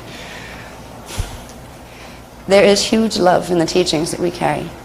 I don't want the love to be missed because of the technical data that's needed to be given. But if I have to get accused, like I sometimes am, by people who are used to being patted on the head and their egos perked up by all that sweet light and love talk, if I have to get them angry with me by saying, well, the love is here and I will do my best to communicate that to you. Feel the frequency, and if you can't, you should ask yourself why. Because it's huge, the love that we carry and the people that we work with carry. But what's more important right now? Patting people's ego to make them feel safe so they can have more security blankets to hold on to and to put over their eyes and hide behind? Or loving them enough to tell them the way it is and give them the technologies that aren't that hard, that they can begin to heal themselves and help themselves, and if nothing else, protect themselves from what's coming. That's where the love is. We're willing to be unpopular in the New Age movement. Oh boy, are we. It's like we almost created our own, because they couldn't stand us. There's so many infiltrate people in the New Age movement that are running groups and zapping people in workshops that, it's amazing. It was, question? Can you talk about some of the specifics of what groups? I've already dropped a few hints. Okay. I've made hints like the Clarion Call, which is, you can look that up. I think it's C-L-A-I-R-O-N. There are hints like anything attached to the being called Thoth. Look that up. Anything, see, I could give a list, but I won't do it on camera if I ever do it. Why? Or in print? Why? Well, do we need to be taken down right now and put in jail for slander? We're not stupid. Yeah. We have no gripe with the people who are the mouthpieces for the fallen ones. It's the fallen ones' agenda we have a gripe with. We don't have a need to point fingers at the individuals, but we will at times name some of the movements. It's attached to the Thoth material. It's attached to anything that identifies with what's called the Alpha Omega Melchizedek order. All right, I won't name names of individuals who are involved because that's not important. This is true. As you're just pointing out, and we teach people to listen on the inside instead of turning to experts on the outside to find the answers. Now, if we know some things about who's who, and we know a lot about who's who, believe me, I wanted to run when I found out. Well, there's an ability you can cultivate inside of yourself. And it starts with a simple question. The ability to decide and identify for yourself whether a system is serving a true Christos empowerment agenda or whether it's using Christos lip service to give you an agenda that's going to take you down into a black hole, but they're not about to tell you that. There's one key element. Where do they ask you to put your power or tell you to put your power? Are they telling you to call upon the name of Archangel this or Archangel that? Are they telling you to say the 500 sacred names of God and everybody else? Are they telling you to kiss the feet of this guru or that guru? Or to put a picture of this guru or that guru on your door of your refrigerator so he can beam frequency and protection at you all the time? Are they telling you to channel this being and that being? All of this stuff is telling you to put your power elsewhere. The Christos, the true Christos teachings, tell you that you have right within you your inner Christos. This is what the being that was called Jesus, actually his name was Jeshua, he had come with his group of indigo gray-aligned children to bring that knowledge of the inner Christos back. So anything that's teaching you, even stuff that's teaching you to worship a symbol of a dead Christ on a cross, is teaching you to put your power outside of yourself to worship somebody else, which is saying to yourself, I have no direct connection to God. It is telling you to con yourself into thinking somebody else has your knowledge, your truth, and your ability to be safe, that you have no personal connection to God. So if you can know these little tricks of the trade that are underneath and woven in between their pretty words, Where are they asking you to put your power? Are they telling you the mechanics and the anatomy of your interdimensional body so you can remember how to get yourself back in the body so you can embody your God connection? Or are they telling you God is out there somewhere else, away from you, and you got to kiss somebody's toes, knees, or nose in order to get up there to see him again? All right? Where are you putting your power is the answer, the big answer to the question of who's who out there.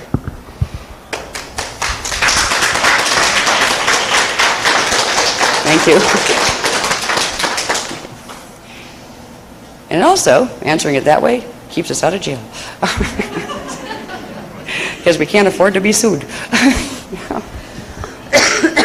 And the truth of it is, the name things, at times I will share in intimate circles of friends and things what we know. But after a while it becomes very obvious. You will develop after a while, particularly with flame body activations, you will just be able to sense the frequency. You will be able to tell by holding a book, you won't even have to open it, what the energy signature is, whether it's coming from up or down. So naming names becomes a moot point. It's just helpful in the beginning, before people realize that they have the sensitivity in themselves to develop that ability. There are some big tricksters out there. Basically, we suggest don't follow any movements, including ours. We don't want followers. We're here to share. Gurus have followers. Priests maybe have followers. We don't look for followers. We look for people just like ourselves, who are avatars in bodies just dying to figure out how to wake back up so we can get the rest of us in body to figure out what we're here for, to figure out what to do about it. You are all avatars. We all have that part of ourselves, Christos avatars. Even the fallen ones originally started as Christos avatars, and they still have a part of themselves that never fell. Whether they'll ever connect to that part of themselves again is their choice, because their Christos avatar will not force that choice on them. But each one of you are no less than us, and we're no more than you. But we're all pretty great. We need to remember. This is why there's one being I want you to follow, and that's the truth of the wholeness of you. And that will be a different being for each one of you. But it will share a common community that's called the Universal Christos. And beyond that, we have the levels where we're part of the Rishi collectives, the Brenna Rishi. We all have parts of ourselves there. So as we move through some very challenging, some of it's going to be funny. I mean, you know what I've noticed that's really strange? For the people that are working like the other agendas, let's say, they get really upset with me for revealing the history. Oh boy, did that upset them. Some of the, like, say, the Flaming Blue Sword people and stuff, right? They got really upset when we started revealing the history from the records. They didn't want that revealed because it shows who they are and what they're up to. But they'll throw all sorts of accusations. Oh, they're just fear-based teachings. Oh, where's the love? This kind of stuff. The love is right here in the frequency. But for us supposedly just teaching scary fear-based stuff, we've had more people laughing their way out of our workshops, being hit with some of the most heaviest, biggest, most scientific, most broad spiritual information they've ever encountered, and they're joking and they're laughing and they're feeling good when they leave. We must be doing something right. Because we're teaching you how big the drama is, but we're teaching you that you're even bigger. And you're part of a Christos, and you're part of a cosmos that's bigger, that has the ability to move through things where fallen angels fear to tread. We don't have to be afraid, and we will never teach you to be afraid. And do you know why we won't teach you to be afraid? You can only give what you really have inside. We are fearless. We are fearless because we got it. We know. We feel the reality of the living Christos inside. And it doesn't matter. Christos isn't a word that just belonged to Christians. They borrowed it. We'll get into that a little bit probably tomorrow. But there is a joy and a freedom and a trust that comes when more and more of you, your true self awakens inside of you, your Christos self. Where you begin to realize, it's funny, you get to a point where you just like throw all the books on your bookshelf out because you know you'll never look at them again, because the information starts to come from inside. It's a lot easier to move that way too. Books are really heavy to carry around. The books are useful to get you through where you realize you got it inside. There may come a time, if things get weird and wacky in the next few years, next year, we've got to move quickly. And it's going to be very difficult to take anything with us.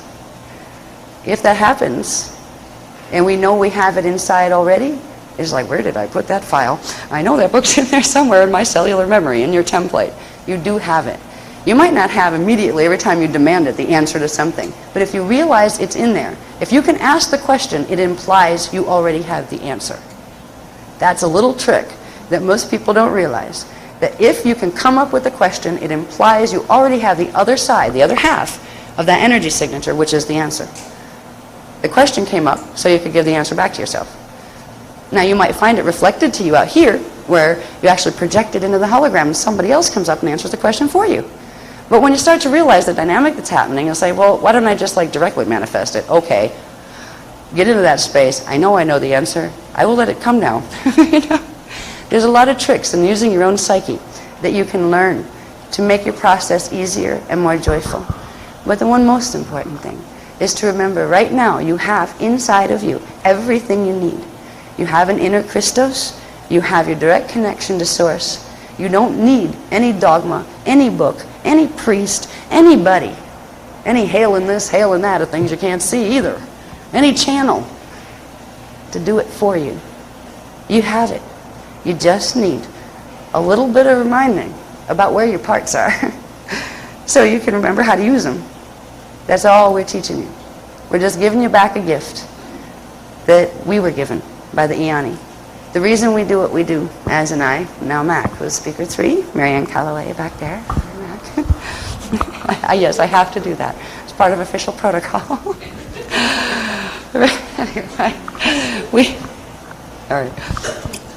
We speak because we were given a gift, and we struggled to wake up too.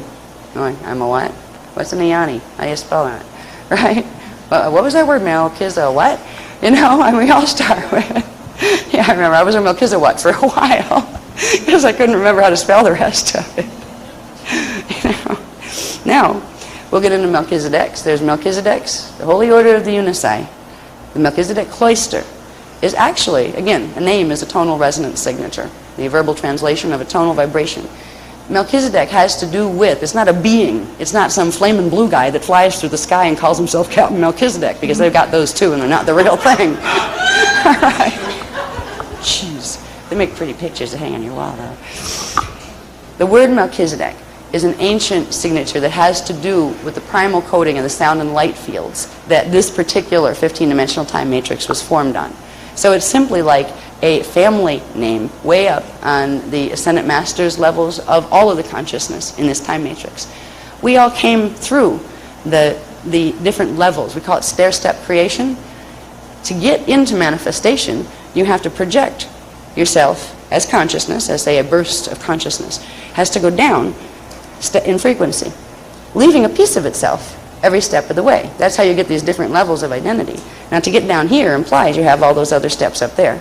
The people in this time matrix came out of the collective that was called the Melchizedek collective. The Melchizedek cloister, the word cloister got put on it to make a distinction when some of those that had fallen from that collective went and took the teachings and twisted them, the black hole guys. They were originally part of our matrix. They took literally the signature and the teachings and twisted them to use for a false creation. The whole story of Lucifer and all of that kind of stuff, you know, challenging God, wanting to make his own universe.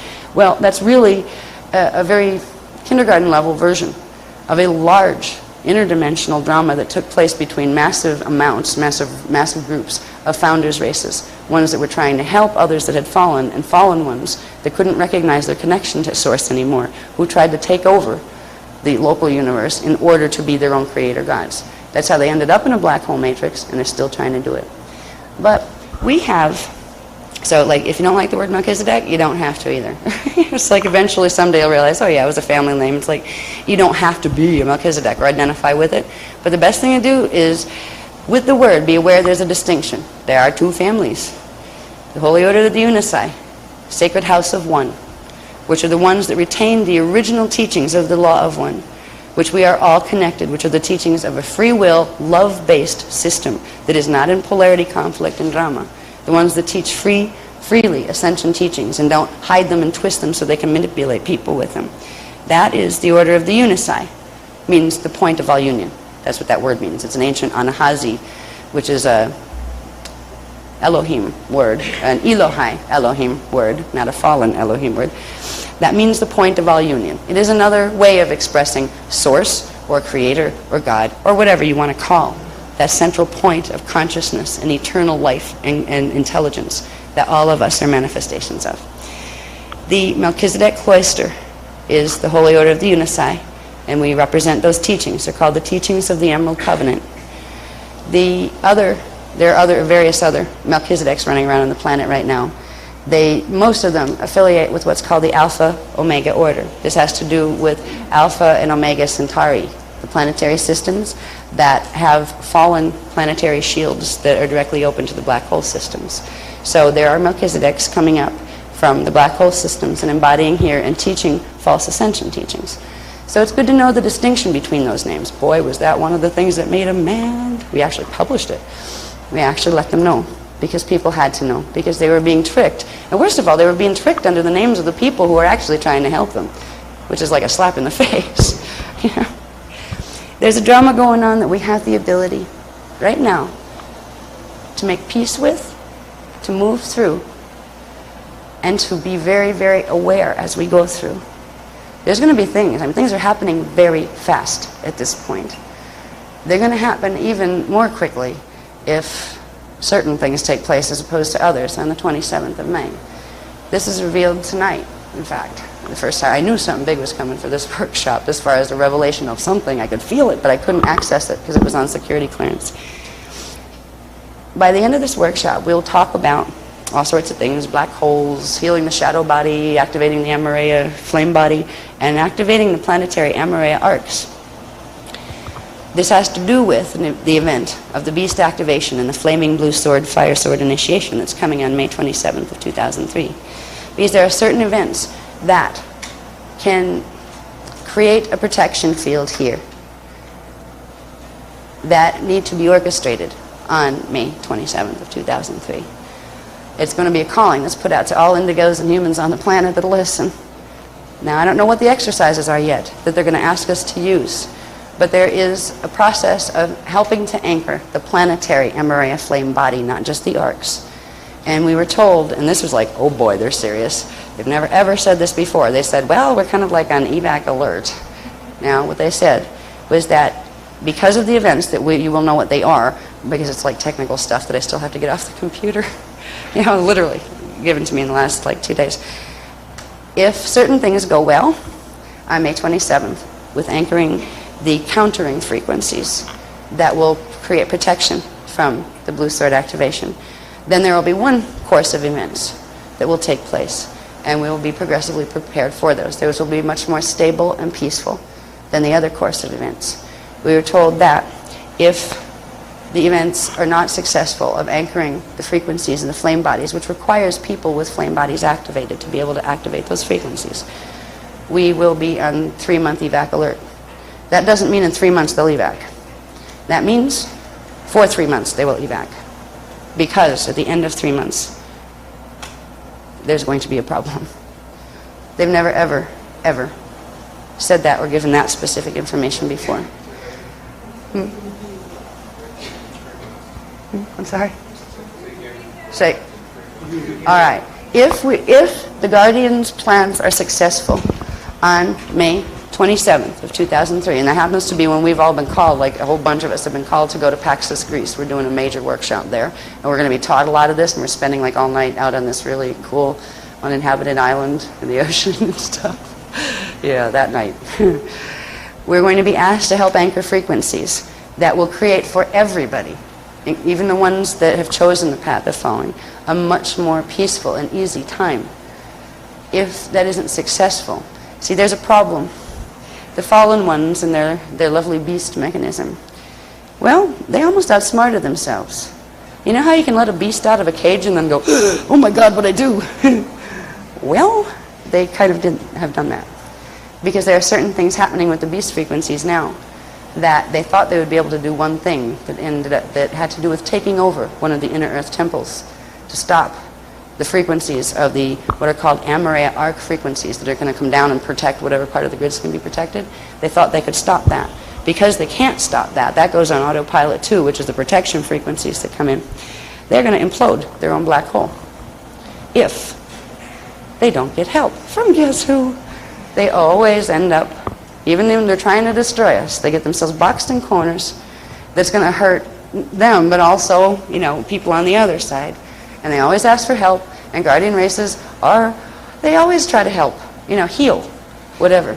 So we are being asked to participate in a huge healing mission. If that healing mission fails and we're unable to activate, like anchor certain frequencies on the planet, it's going to bring a little problem up through a lock in our system. It's a galactic, what's called a galactic lock.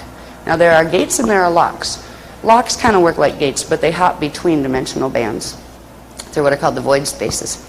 There's going to be a little visitor that pops up in between our asteroid belt and Jupiter.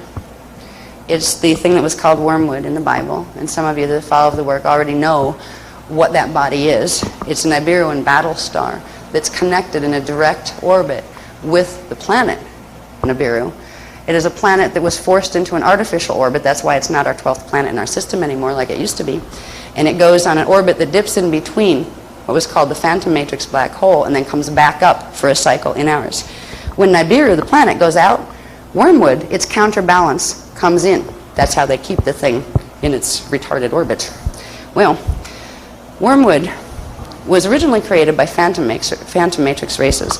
The phantom matrix races were the ones that fell directly from this system. They weren't part of the larger black hole.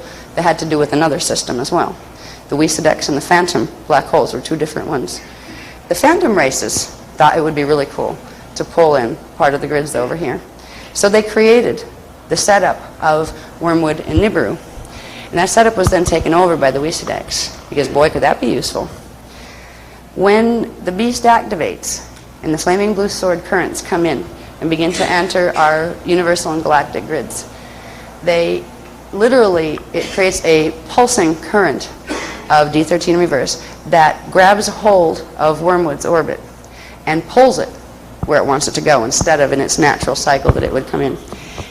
It's intended to pull it up through the lock that exists in the asteroid belt, like between Jupiter, really, in the asteroid belt. Pulls it up there. It looks like it pops up behind the sun here. And then there's a particular orbit that Nibiru, literally Nibiru and wormwood would do when it was in its unnatural orbit, its original unnatural orbit, that didn't cause pole shift here, didn't cause harm here. Well, when that was taken over by the Wesedex, and they haven't tried this out yet. This was the Grand Hurrah, this final conflict drama, when they were going to see how well it would work. They would use the blue flame, or the blue sword currents, to pull, to expedite the movement of wormwood, pull it out of its orbit with Nibiru. Nibiru goes crashing, but not here. Nibiru is right now cycling through what's called the phantom matrix black hole system, so it will fall out of orbit there. But wormwood will be grabbed by the blue sword currents. It will be brought up on those currents into a totally different angle as it enters our system. And it is intended to be pushed first, come up behind the sun, come around, cut between Earth and the sun, and then do a second pass around this way. Do you have any idea, just on a regular physics level, of how magnetic forces affect each other? This thing's about 3 times the size of Earth. Can you imagine what that would do here? Now, it was the tool that was intended to be used by the Wesedex to create this fall. And interestingly, the reason it's always been a hotbed on Earth, a hotbed of this activity, why Earth is always getting picked on, Earth is universal Stargate 3. It holds at its core universal Stargate 3, not just galactic Stargate 3, which it also holds that position. It is one of the universal, out of 12 universal Stargates, Earth is one. It's number 3, the D3, or third dimensional gate, and the fourth dimensional gate is our sun. They both hold the bottom position in what's called the cosmic Templar or Cathara grid.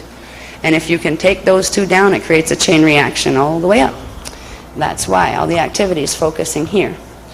So it's a big game at this point, and there's something we're being asked to do to help counteract the frequencies of the blue sword that are going to be coming in. You know what's really weird?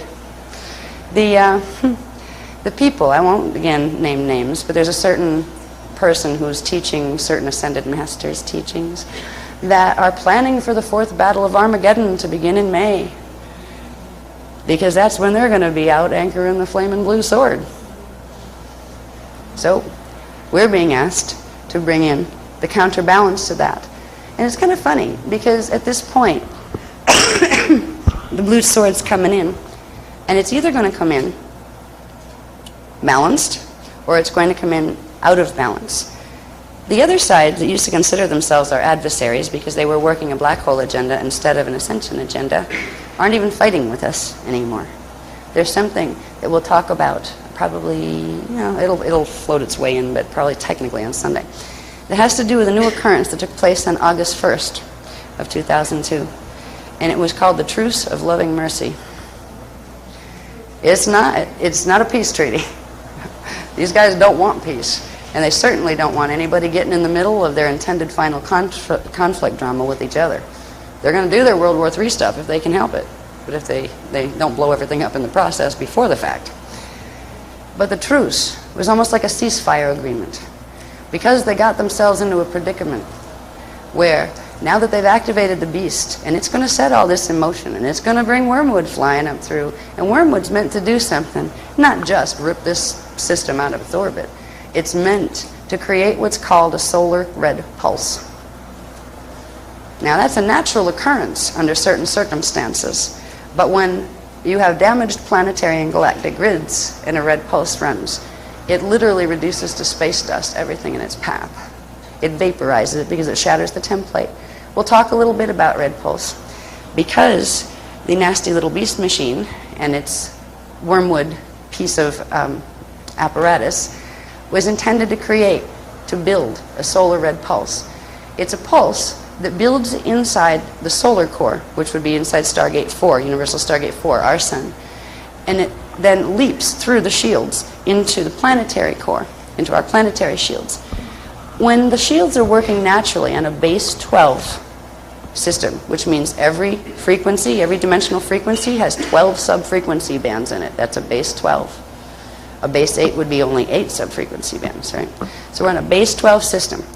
As long as our planetary grids are working and functioning, and the stargates are functioning on a base 12, there's no problem. The red pulse is a dimension 1 base 12 pulse that's supposed to work in a way that when the grids are working normally, there's an acceleration that takes place at certain ends of time cycles and beginnings of others on a planetary level, where the sun actually communicates this frequency to the templates of the planet, to the core shields of the planet, and it gives it just enough spark to jump in frequency to where it can go into a state of natural, what's called Merkaba. That allows it, the planet, as a planetary body, to hold its integrity, its physical integrity, turn into light, and jump into another time pulsation, so it can enter its next natural time cycle. Red pulse, when it's functioning normally, is a natural part of what's called an ascension planetary system, which means the planet can evolve up through the densities, just like it can go through stargates. The planet can eventually go through stargates itself, just like a body can evolve to do that. Now, when you're dealing with a system that has damaged grids, and it has part metatronically coded in reverse grids, which means part of its Merkaba is spinning in reverse already, and a red pulse comes through, that's when vaporization happens. The red pulse comes through, the D12 subharmonics, the sub-frequency bands are too much for the smaller base 8 templates to hold, so it shatters the whole template. When you shatter a template beneath the matter manifestation, you literally vaporize the matter manifestation. The whole beast apparatus, and this is information I didn't know about until literally I was getting it down right before we came here tonight. The red pulse, creating a controlled red pulse, was part of the purpose of the apparatus of the beast, because through that controlled red pulse they could shatter the planetary template. In shattering it, they could hold it in an electrostatic field, which is that net field that I talked about, and drag it in the net field, so it didn't shatter and just go all over it, drag it to pieces into the black hole system, and then reassemble them by bonding them to other structures that are running on the base 8 reversed coding of the Metatronic WISA system. It's an ingenious plan. I mean, talk about mad physicists running around wild. Wow, these aren't just mad geneticists, these are mad physicists. These guys move planets, you know? So, the fallen ones, in their messings here, and in their hurry to make sure the Guardian groups didn't get enough healing work done in the grids. Because see, we were running around, running D12 frequency into the planetary grids to heal them. And whenever we did that to a grid, neither side in their little war could take them anymore. They were healing them and they were putting them under protection. That got them upset, because if we did that to enough of the planetary grids, eventually it would flip over to the whole thing through critical mass, so they wouldn't be able to even activate the beast. They couldn't do anything. So they activated it instead of waiting till 2011. They began the first activation cycle on March 23rd of 2002. And then they put in the second set of activation codes, which seals the deal, on July 24th. Now we're in the middle of a drama that we still have a job to do. Whether we're awake or not, whether we think we're an indigo, a human, or an Illuminati, doesn't even matter. We got a body. That body has the ability to run frequency to whatever degree. And that degree you're not going to find out right away. That has to do with you and your soul and your oversoul. But we all have, and even Illuminati races originally came from a Christos template. We all have the ability to work with these frequencies to whatever greater or lesser degree.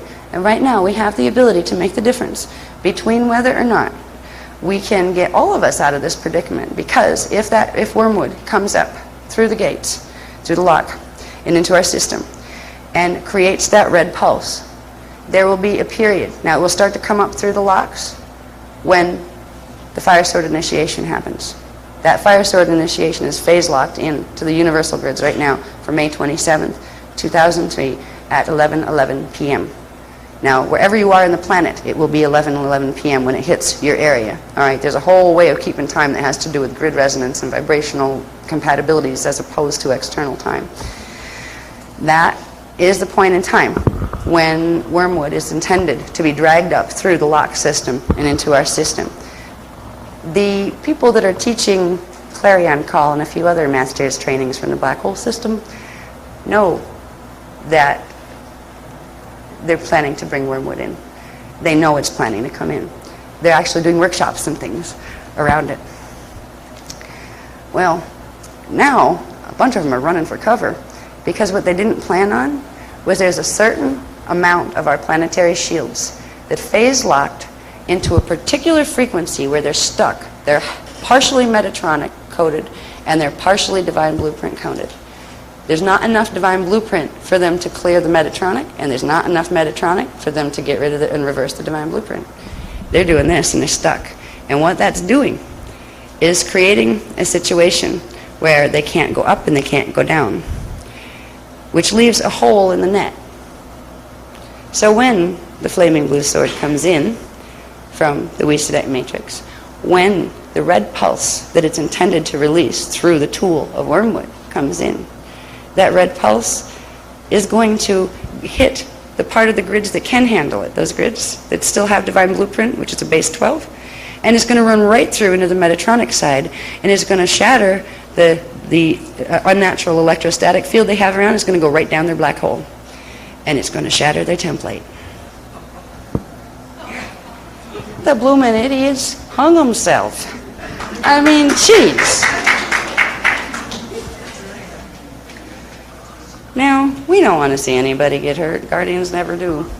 Unfortunately, if that happens, there's also going to be a backlash that will come over into the protection fields of what are called the Trion Miage field and the bridge zone that our grids are being, linked into for support.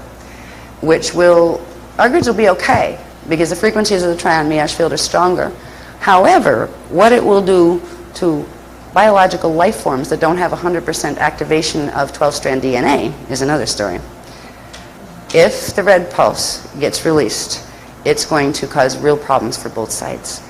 If we're unable to anchor a sufficient amount of what is called the universal Amareya flame body on May 27th, on that evening, we're starting at 11:11 and we're supposed to go till 12:12 a.m. If we can anchor it in that period, it will do several things.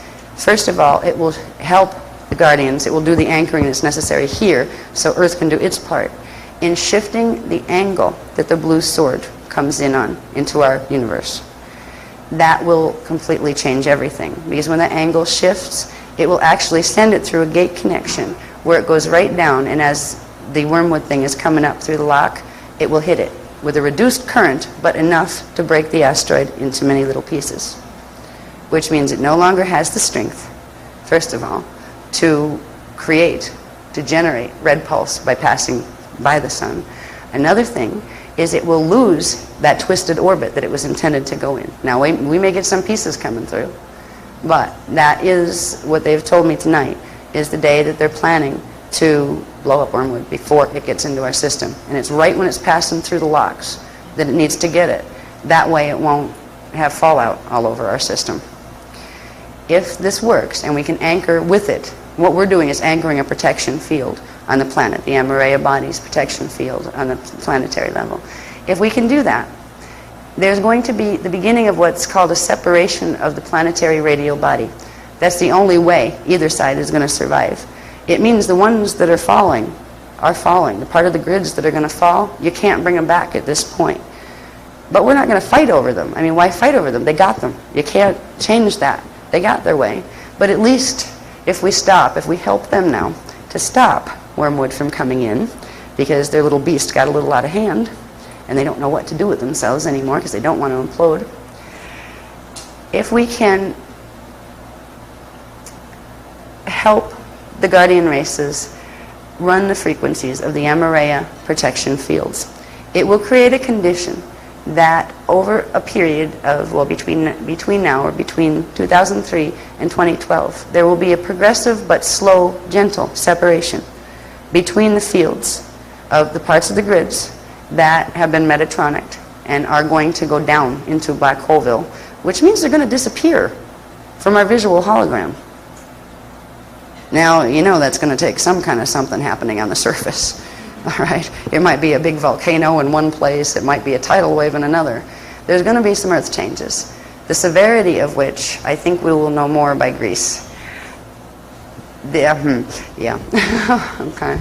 It's probably going to get a little hairy out there the closer we get to 2012, even best case scenario at this point.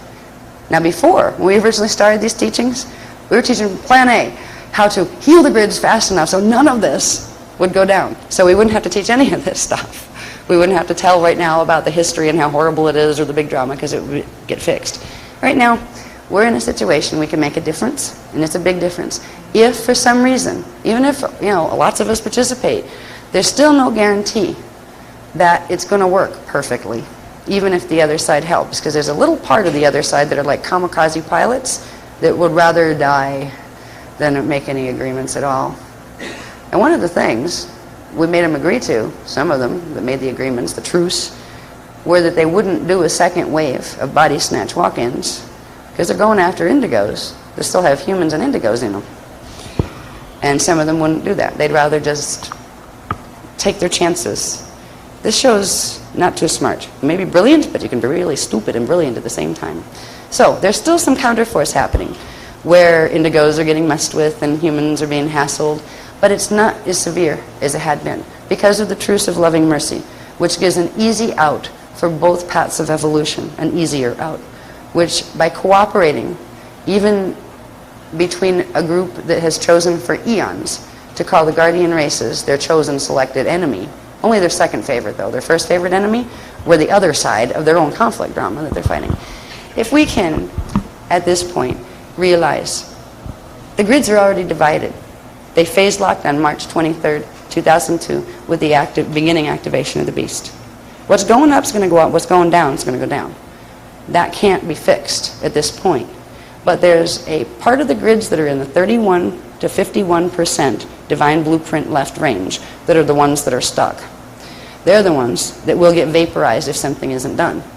The frequencies that we would bring through that would allow for the shifting in the angle of the blue sword currents coming in, that would take care of the wormwood problem over there in the lock side so it doesn't mess with our system, are the same frequencies that are needed to create a very gentle and natural separation in the templates, in the grids, that will allow those grids, the ones that can go up, to go up, and the ones that can go down to go down. And progressively, what is going to be created here are two radial bodies. Picture a bubble around a reality field. Picture a planet that has a bubble around it, that you don't see the bubble skin, you just see the atmosphere and it kind of hangs in space there. Well, we have a planetary radial body that's separating into two. One has been fully Metatronicked, as we call it. It has the base 8 reverse coding to the degree that there is less than 31% of the template, Divine Blueprint template left, which means it cannot be brought back. It's monadically reversed. That part will fall. We've lost part of the Earth grids before that way, once in 5.5 million years ago during a period of time called the Electric Wars. That was a mess too, vaporized everything. But at this point, we don't have to go through another Electric Wars scenario. So it's like almost like a friendly enemies cooperation. We never called them enemies. And they call anything enemies that doesn't support their agenda, no matter how wacky it is. But at this point, it will behoove the others from the fallen matrix to assist us in anchoring these. They will anchor and they will try to help stabilize their blue sword as it comes in. But they are actually, because they're the ones that petitioned for the truce, because they can't fix the wormwood problem. It's on autopilot now, and they don't have strong enough frequency to change it. Only the Amareya arcs that are run from the inner Eka universes, which we'll talk about tomorrow, have the ability to change that and to literally shift the angle of all this beastly mess into something that's not as harmful. So we're in a very unique position. If it goes well, which in our world failure is not an option, right? I mean, really, why give yourself the option? We will succeed. The Guardians will succeed, which means the separation. You have races of beings that have been stuck together for 250 billion years, and they're really sick of looking at each other at this point. We're sick of the people being nasty and doing all sorts of horrible things to planets and galaxies and each other. And they're really sick of us, goody two-shoes, trying to tell them how it really works better if you do it this way. We each get what we've, for a very long time, each race gets what it's wanted for a very long time, which is the freedom, the full freedom, to express the truth of its vision. Their vision is very different from ours, and their vision leads to a finite implosion in a finite black hole system. But they have about 2 billion years, if they don't blow themselves up now, of evolution in that system. Quarantined from everything else, but they can play Master Gods of the Universe.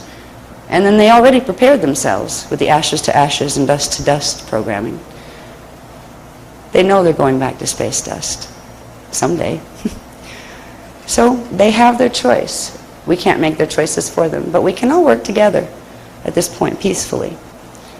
We've always tried to work with them. Even here, when this information was starting to be given, we had to release it. There's, I don't want to tell these guys this because they're really going to hate my guts. I don't want to reveal them. I don't like to name names.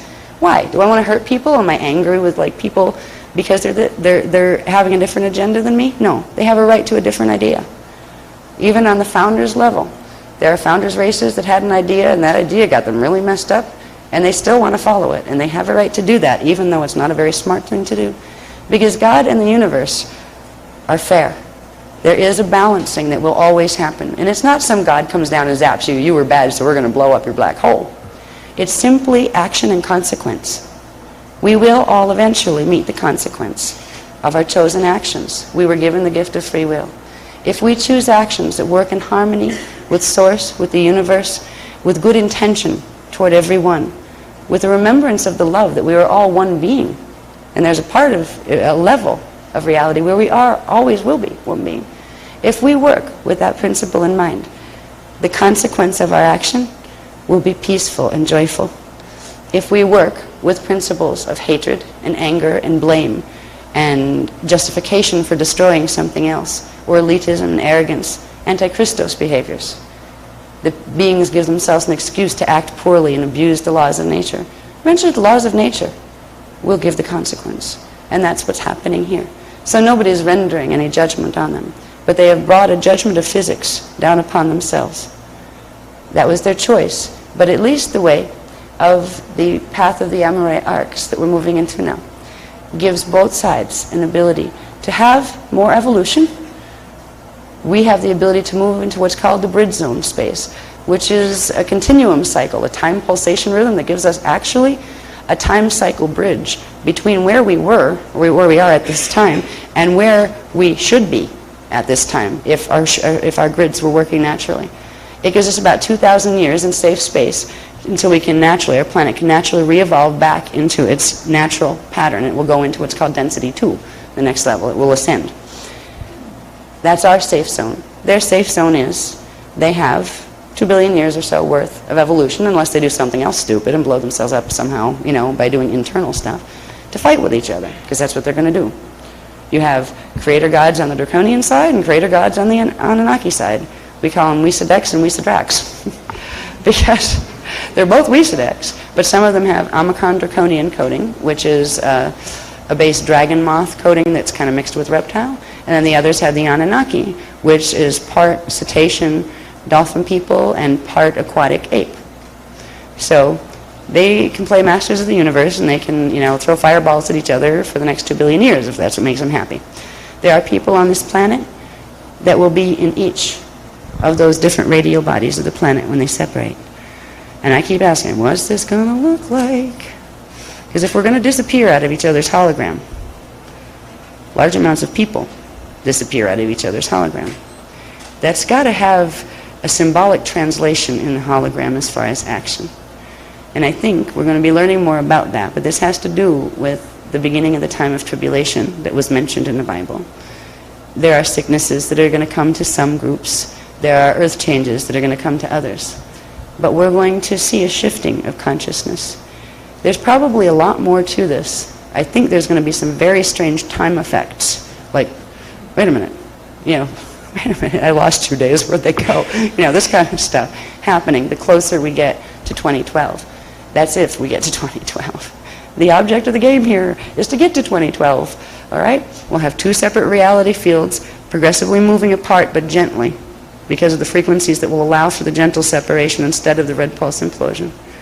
And 2012 will be when the final, and that was always the date when the final divine blueprint was going to be reset and the black hole would be closed. They will go their way, and we will go our way. What this is going to look like, I can't tell you what it's going to look like in 2012. But I have a feeling by then, if we make it through this period of May 27th, and that goes well, we'll have several stages of learning and having experiences that probably get progressively more strange to realize what it's going to look like when that happens. And we will be progressively activating our flame bodies and bringing more of our avatar consciousness in. So it'll make a whole lot more sense to us once we're fully embodied as an avatar than trying to run around as a three-dimensional person trying to figure out how to get your avatar self back.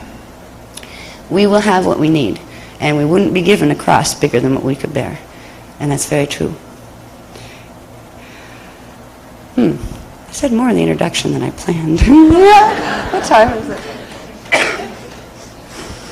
And amazing, it came fast too. Well, anyway, I kind of teased you a little bit about some of the stuff we're going to talk about this weekend.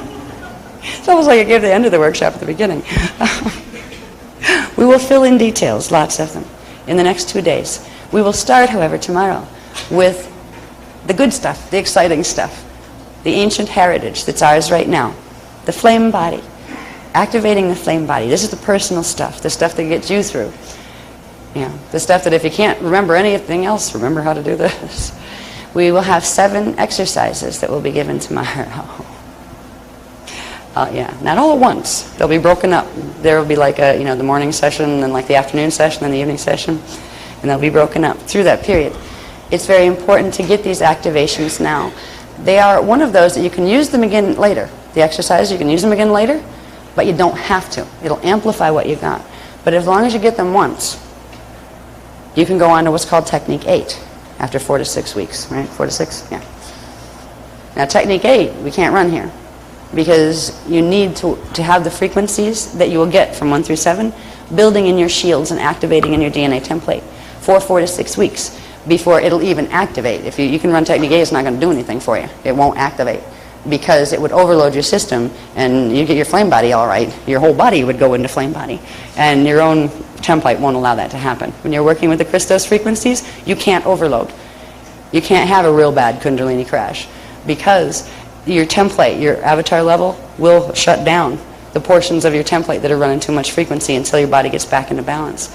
So we're going to explore the flame body tomorrow and how to activate it. Part of those teachings will involve understanding the shadow body.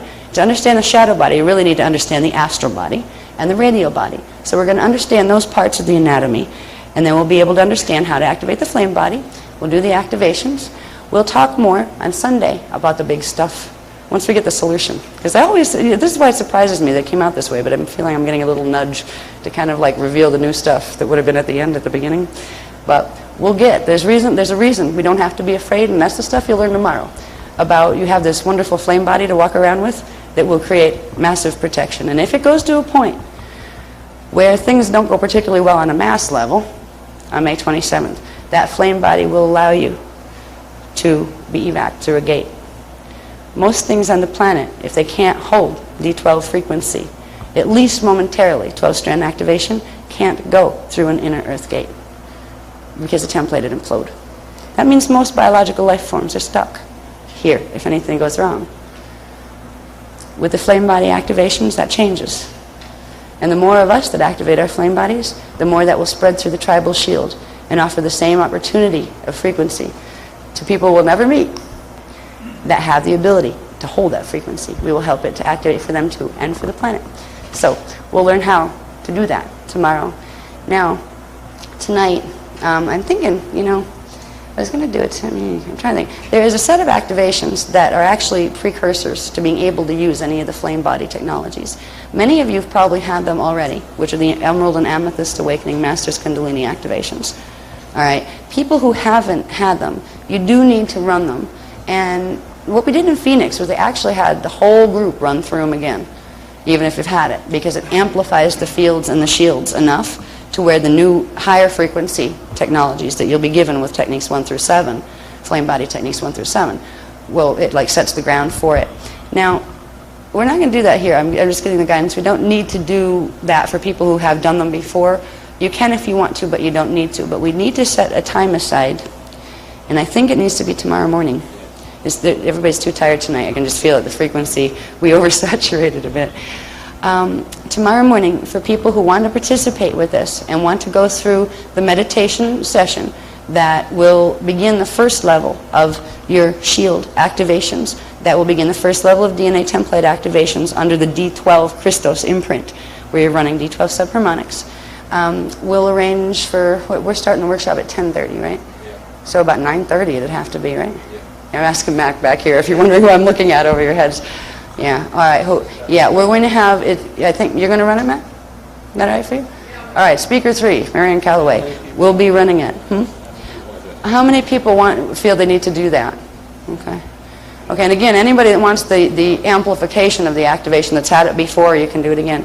It's a pretty long meditation, but thank God it's one of those that you really only have to do once. You can do it again for amplification if you want to. All right, so the people who want to do that tomorrow, Mac, just have them come down here at 9:30? Is that how you want to work it?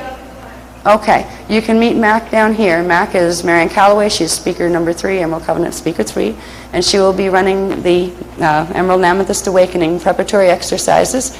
And then we will start at 10:30 with the program. It will go a little slower. I won't keep just throwing heavy information at you. We'll take some time. We'll have graphs. We'll have charts. My infamous graphs and charts. Yes.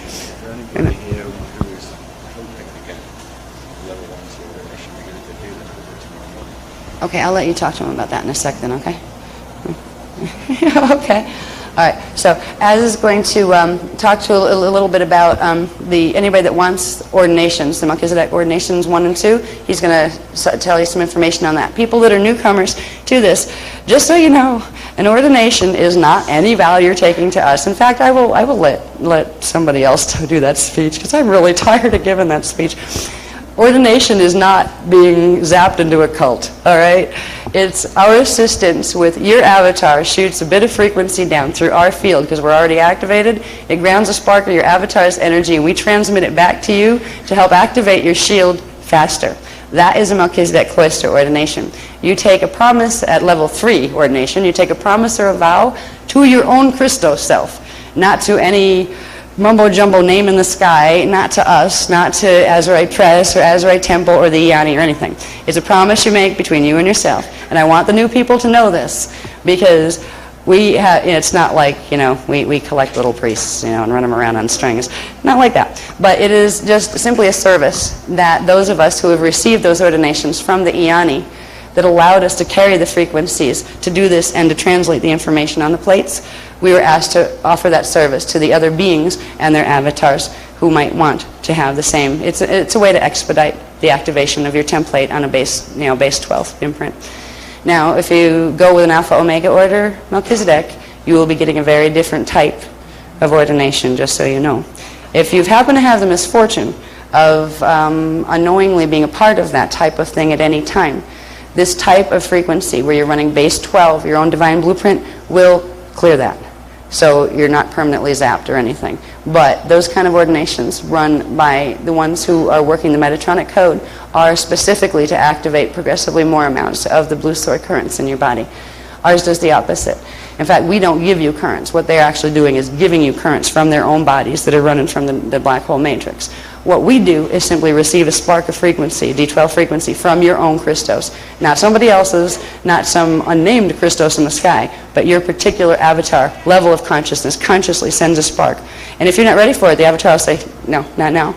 No, I was like, sorry, why don't you go meditate and talk to your avatar because it doesn't want me to do it. Right? I've had that happen only once or twice. But I just want you to know the difference and know when we say ordinations, what it's about. It means, yes, you become, if you want to be called that, a Melchizedek cloister minister. There are ministers, rabbinai, and regents, which is a level 3, which is it's really what everybody tends to aim for. It's the path of full 12-strand activation, of full avatar integration. That's completely between you and your avatar selves. We're just here to be in service of anybody that wants that. And there is no commitment to us whatsoever of strings attached, including strings you can't see. So I just wanted you to know that. Now, as far as officials on anybody that's interested in ordinations that hasn't had them, I'm going to hand this over to Az, please. Well, it's just because you're tired. There's only all this is about is the thoughtfulness involving. Well, I do better sitting down. You know that. It's just the thoughtfulness, that's all. That is there anyone here that wants level 1 and 2 ordination? Okay. Simply that there needs to be an interval of time, 12 to 24 hours, between level 1 and 2 and level 3, which will be given on Sunday. So all this is to say, Mac, would you and some of the regents perform level 1 and 2 in the morning before you do Emerald? Well, before or after, but before the class begins at 10:30. So you'll have to reschedule it slightly. Really, that's what I was thinking. If it's the same people doing Emerald and the same as ordination, that you can just run it through, right? So 9 o'clock, please. And that means that level 3 can happen for everyone that wants it on Sunday, even the new ones. That's all. So 9 o'clock. That's what the lady says. So it's good night from me and good night from she. Thank you for coming. I think everybody's in the room, but they're all hanging out in the back. And I'm losing my voice, so it's going to be a little hard.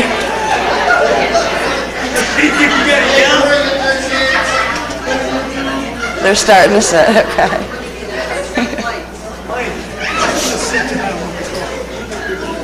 What?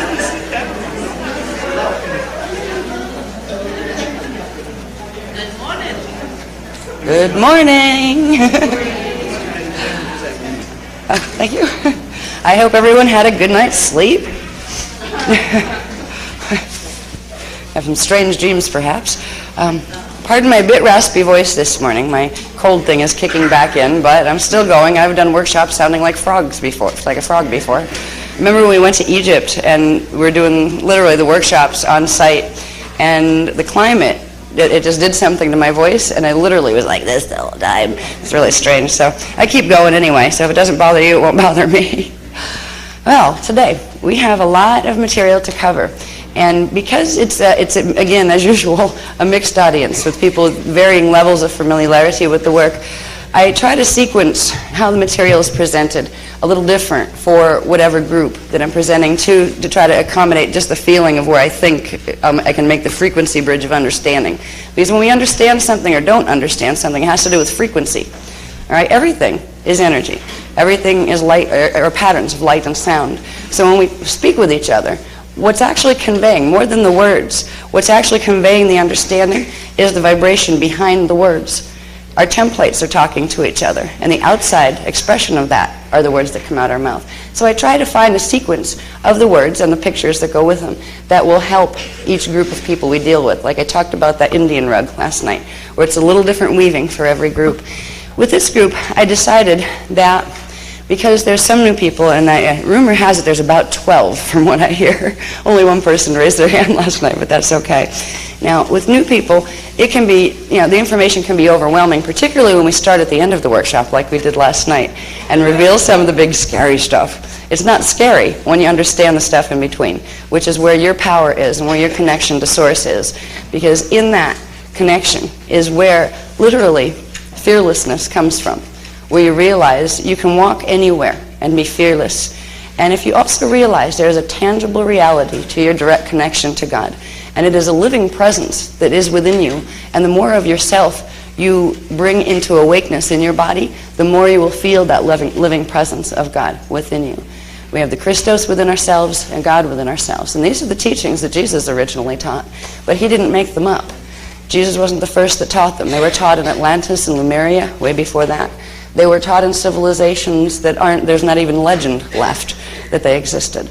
This is not the first time human civilization has been advanced. In fact, right now, we're not particularly advanced on this planet, but because particularly science has grown to be very impressed with itself and the things it knows, because it doesn't realize yet what it doesn't know, there seems to be an arrogance in a lot of the intellectual communities that science has it marked. I mean, science to the point where they're even saying, well, we've proved God doesn't exist. They haven't. They haven't proven that at all. Now, we have a polarity drama going on that we all are raised with on this planet. You have people that believe in God and people that believe in science, and a lot of people stuck in between. Because at this point, we tend to not run to the priest if we have a broken leg. We run to our doctor. Now, our doctors are working with the tools of science. So it's all crossing over, but there's a lot of controversy. Is it creationism or evolution? It's actually both. Didn't they ever think of that? Didn't they think perhaps that God created evolution? So yeah. We don't need to get stuck with limited beliefs and ideas that we've been given to us just because we haven't had the privilege yet of being exposed to anything better.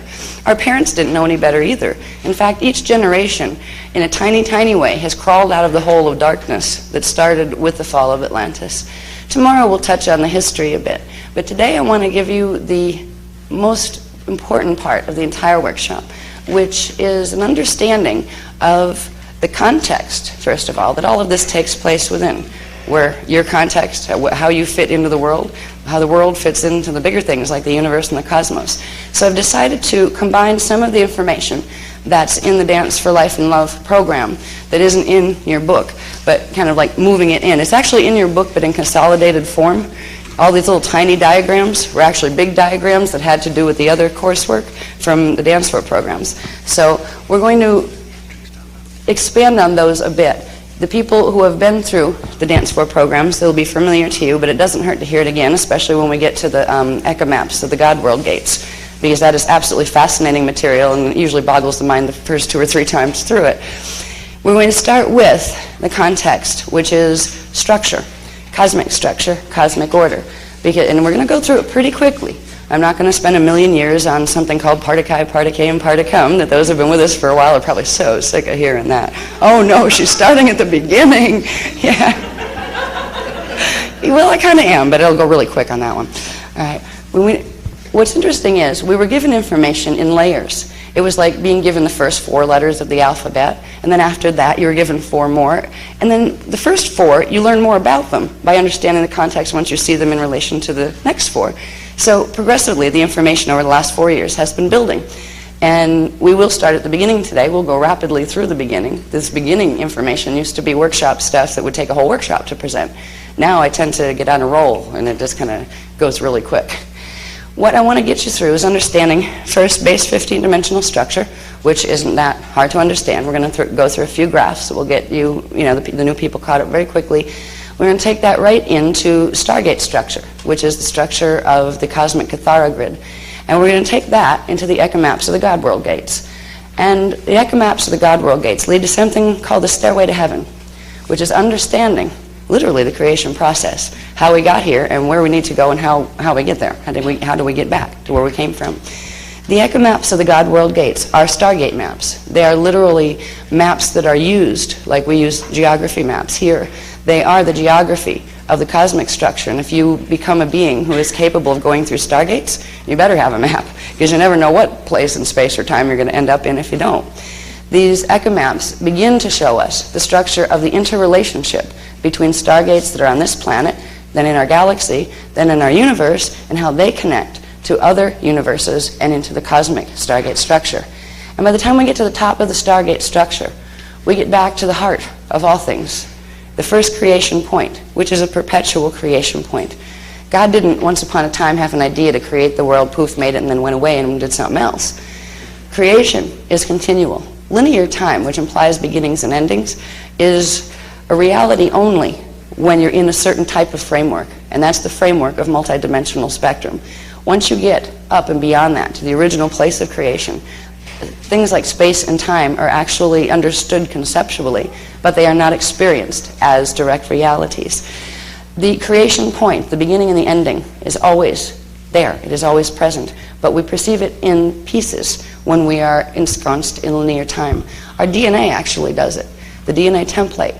It's as if you have lots of little light bulbs in your DNA template, in your shield, right? In your personal template shield. And they only turn on in sequences, like a spiral. Let's say they work out from the middle, and they turn on in a spiral, and then they're all on. And that's when you understand the whole, and that's when space and time don't mean anything anymore, where you just realize it's all now, all at once. Then you start turning them back off again. You start to get the linear progression. Our consciousness it's as if our consciousness is the living light that allows the light bulbs to light up. We move from one moment point, which is a fixed point in a scalar standing wave grid, but we move our consciousness through those points, and progressively we experience the illusion or the hologram of movement through time. There's a whole process of the mechanics of manifestation that they've begun to reveal to us. Some of it was revealed in Florida last year. We'll touch on some of that as we get into the material today, but we're not going to go heavily into it because that's a whole other workshop on its own. But we'll begin to understand first of all, what is this context we all exist within? What is the context that black holes exist within? So we start to get an orientation to where we are. It's like having a map that says you are here. At least then if you want to go over there, you have to get from here to there.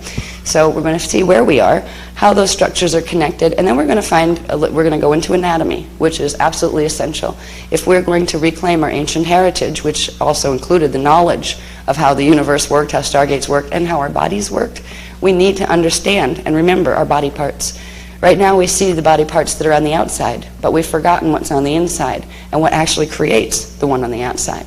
So we will go through the basic structure of anatomy, where you learn about your shields and your chakras and all that. We'll go through that rather quickly, but at a pace that the newcomers can understand and see where the pieces fit. What's most important about these blocks of information is that is precisely what they do. They show you where the pieces fit. They don't just identify pieces, like some systems will teach you, you have 7 chakras. Great. Another system over here, different training type, will teach you, you have a Merkaba field.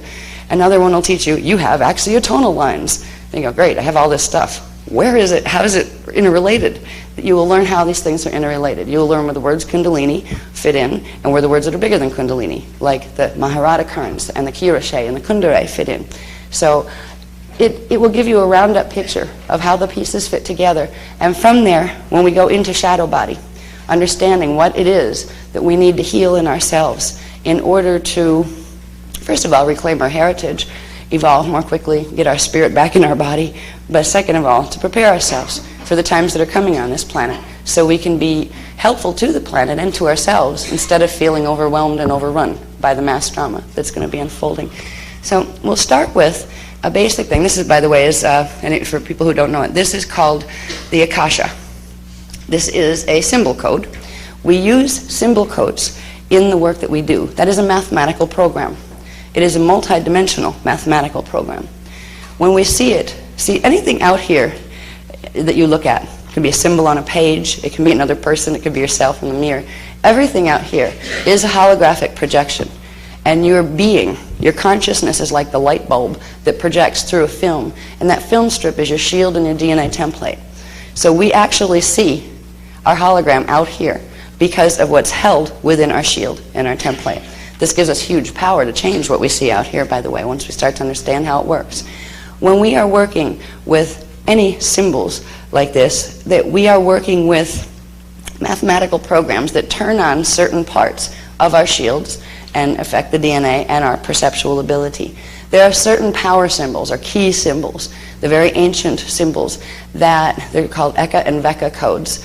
These codes literally go to the core of the shield, and they control large levels of activation of the shields and the DNA. Now, your consciousness and your DNA and your shields are intimately connected. Your shield is what anchors your consciousness here. Your whole multidimensional consciousness anchors down here in your body through your shield. If you have most of your shield turned off, where the scalar waves aren't lighting and going on and off like they're supposed to, that means most of your consciousness is not focused in your body here, which means you're a sleeper. When we move through understanding the use of symbols a little bit, where we wouldn't even have to understand a lot about it. If we can use them in a certain way that brings them inside, it's called induction. You are inducing a mathematical program in through the eyes. There's other ways of doing it too, but we use what's called optical pineal induction. You induce it through the eyes using the breath, and you bring it down into the body, some of them in different areas, and it goes into the template and literally begins to turn on those mathematical programs in your shield, which means it begins turning on the consciousness. The symbols are actually alive as well. They're created like everything else of life force. Each symbol has an identity that's a piece of you. We are actually, if you saw what we looked like without the masks that we wear, the holographic 3D masks that we wear, we are all patterns of geometrically arranged light and sound. And we all have similarities and we all have differences. We have similarities in our template that we talked about last night a little bit, the tribal shield. That's what allows us to see the same hologram. If we didn't have a core template that was the same, we wouldn't see the same planet at the same time. We wouldn't see each other. We'd be alone. We all share a tribal shield that's part of the planetary shield. That's why we can see the animals and they can see us and that kind of thing. But we also share very unique characteristics that belong only to us, some of which we inherited from our parents, and they inherited from theirs and from theirs. But we are not confined by what we have in our gene code from our parents. That's only two pieces. There's a third piece that is always entered into any baby body, and that is at the point of fetal integration or soul integration, when the soul enters the fetus. That before that point, it's actually living tissue, but it doesn't have a soul. It's not a person yet. There is a being that we've all done this to get here. When we incarnate, we take a template. We exist as a light sound pattern. We exist as a shield of light and sound. So our shield comes in and merges with the little pieces of the shield that we got from each parent that came together to form the baby body. So we are not limited by the gene code that our family has. This means, you know how science is teaching us now that all these horrible things are like very genetic? You know, if like your father died of cancer, that means you have a very good chance of it and all of this kind. Now, that's true in the sense that you did inherit part of that template, so that gives you a propensity. However, it's completely disregarding the fact that you were a completely separate being. You're not just something that was formed and happened to pop into consciousness because two people got together and made a baby. You're somebody who made an agreement with those people that when they did that, you would come in and give that baby life. You would be the life in that baby. So you have an overriding power for your gene code. And that comes from understanding your parts, getting the rest of your avatar consciousness in your body, and learning to work with your shields consciously. Once upon a time, all of this information was fully conscious. Everybody knew what was going on in their DNA at any moment. DNA wasn't even called DNA in those days. We have all sorts of weird words for things here. Well, they do in the ancient days too, and you'll find lots of them as we move through the course. It's like you need a dictionary to keep up with some of this sometimes, because excuse me, there are words that we use, just like there are symbols that we use, that are from the very, very ancient times, and they use very ancient languages. The ancient languages were built on a comprehension of the vibrational signature of a thing. Everything in the universe vibrates. All right? Everything has a unique vibrational pattern combination of vibrations, actually. A name is an auditory expression in sound of a vibration. Sometimes your name feels like it fits you, and sometimes it doesn't. If it doesn't, there's a good reason. It means the name and the signature it carries and the meanings it implies. That vibration implies things. If that name doesn't fit, there's a vibration there that doesn't fit with who you feel you are. So there are names of things that you will hear, like when we name the currents, the Maharata currents, the Kiyavashe, the Kundare, and there's a part where we're going to get into the 15 rays of creation, which are those currents, but specifically each of the dimensionalized ones. They each have a different tonal translation. We have Ray, Ki, Chi, Prana, Mana. There's a whole set of them all the way up. So we'll start to get an understanding as we learn about structure and we learn about just literally cosmic order and then some about where we fit into it. We're going to start to learn other things that are almost implied by learning that structure. Like, you'll start to realize you have power as a vibrating being to influence other vibrations around you. Much more than you ever thought. When we get into the echo maps of the God World Gates, this is part of the Dance for Love program that I felt was important to bring to this group. When we get to the top of that stairway to heaven, what's up there? All right. There's heavens and then there's God worlds. There's 7 higher and lower heavens, but up above that, there are the echo worlds, which are called the inner echo universes, and build up from those, moving toward the top or expanding out back to source. There are what are called the God worlds, which are, they have dimensionalization like there is here, which means you can have an experience of a 3-dimensional hologram. But the beings that live in those worlds are complete masters of consciousness, of the matrix. We are in what's called a cosmic matrix. It is a structure of energy that God created and continues to create in order to experience itself. And I call God an it because it's beyond gender. It's not polarized. If it were polarized, then it would be male or female. But God is not polarized. It is the point of all union, of no polarity, through which all polarity can emerge. It is an it. And that's an honor to call God an it. It's not an insult. It's beginning to understand the hugeness of this consciousness that we call God. And as huge and expansive as this consciousness is, so too is the love that that consciousness carries. The cosmic creation was set in motion out of the intention of love and a desire to experience self. If God was just God and there was nothing else, why do you think God created? God wanted company. And God wanted to know itself in form. So it created a structure where it could literally send portions of its own consciousness into that structure, and they would have independent life. And they would have free will and the ability to create through thought, just like God. We were created in the image of God. Unfortunately, on this planet for many, many eons now, they've been trying to convince us that God was created in the image of man. And that is not true. It was the other way around. We were created in the image of God, and God is consciousness, expansive, omnipotent, omnipresent, always, and eternal. That is what we are too, but we forgot. The trainings that we have been given over the years that teach us that we're sinful, lowly creatures, teach us that, oh, there's angels that never lowered themselves to being human, that are much better. We're supposed to listen to them. Guess who wrote those stories? Oh, they're angels, all right. They're the fallen ones, the fallen angels. All right. Humans were the original angels. They were called the angelic human species. It was called the Oraphim, the children of light. Or means light. Well, when we work with the symbols, as we're going to a bit today, now we're not going to go into the Dance for program extensively in technique. If you want to move into that after this workshop, that's fine, but the most important techniques you will get are the ones that will be given during this workshop, the 7 flame body and shadow healing techniques. Somebody have a phone call?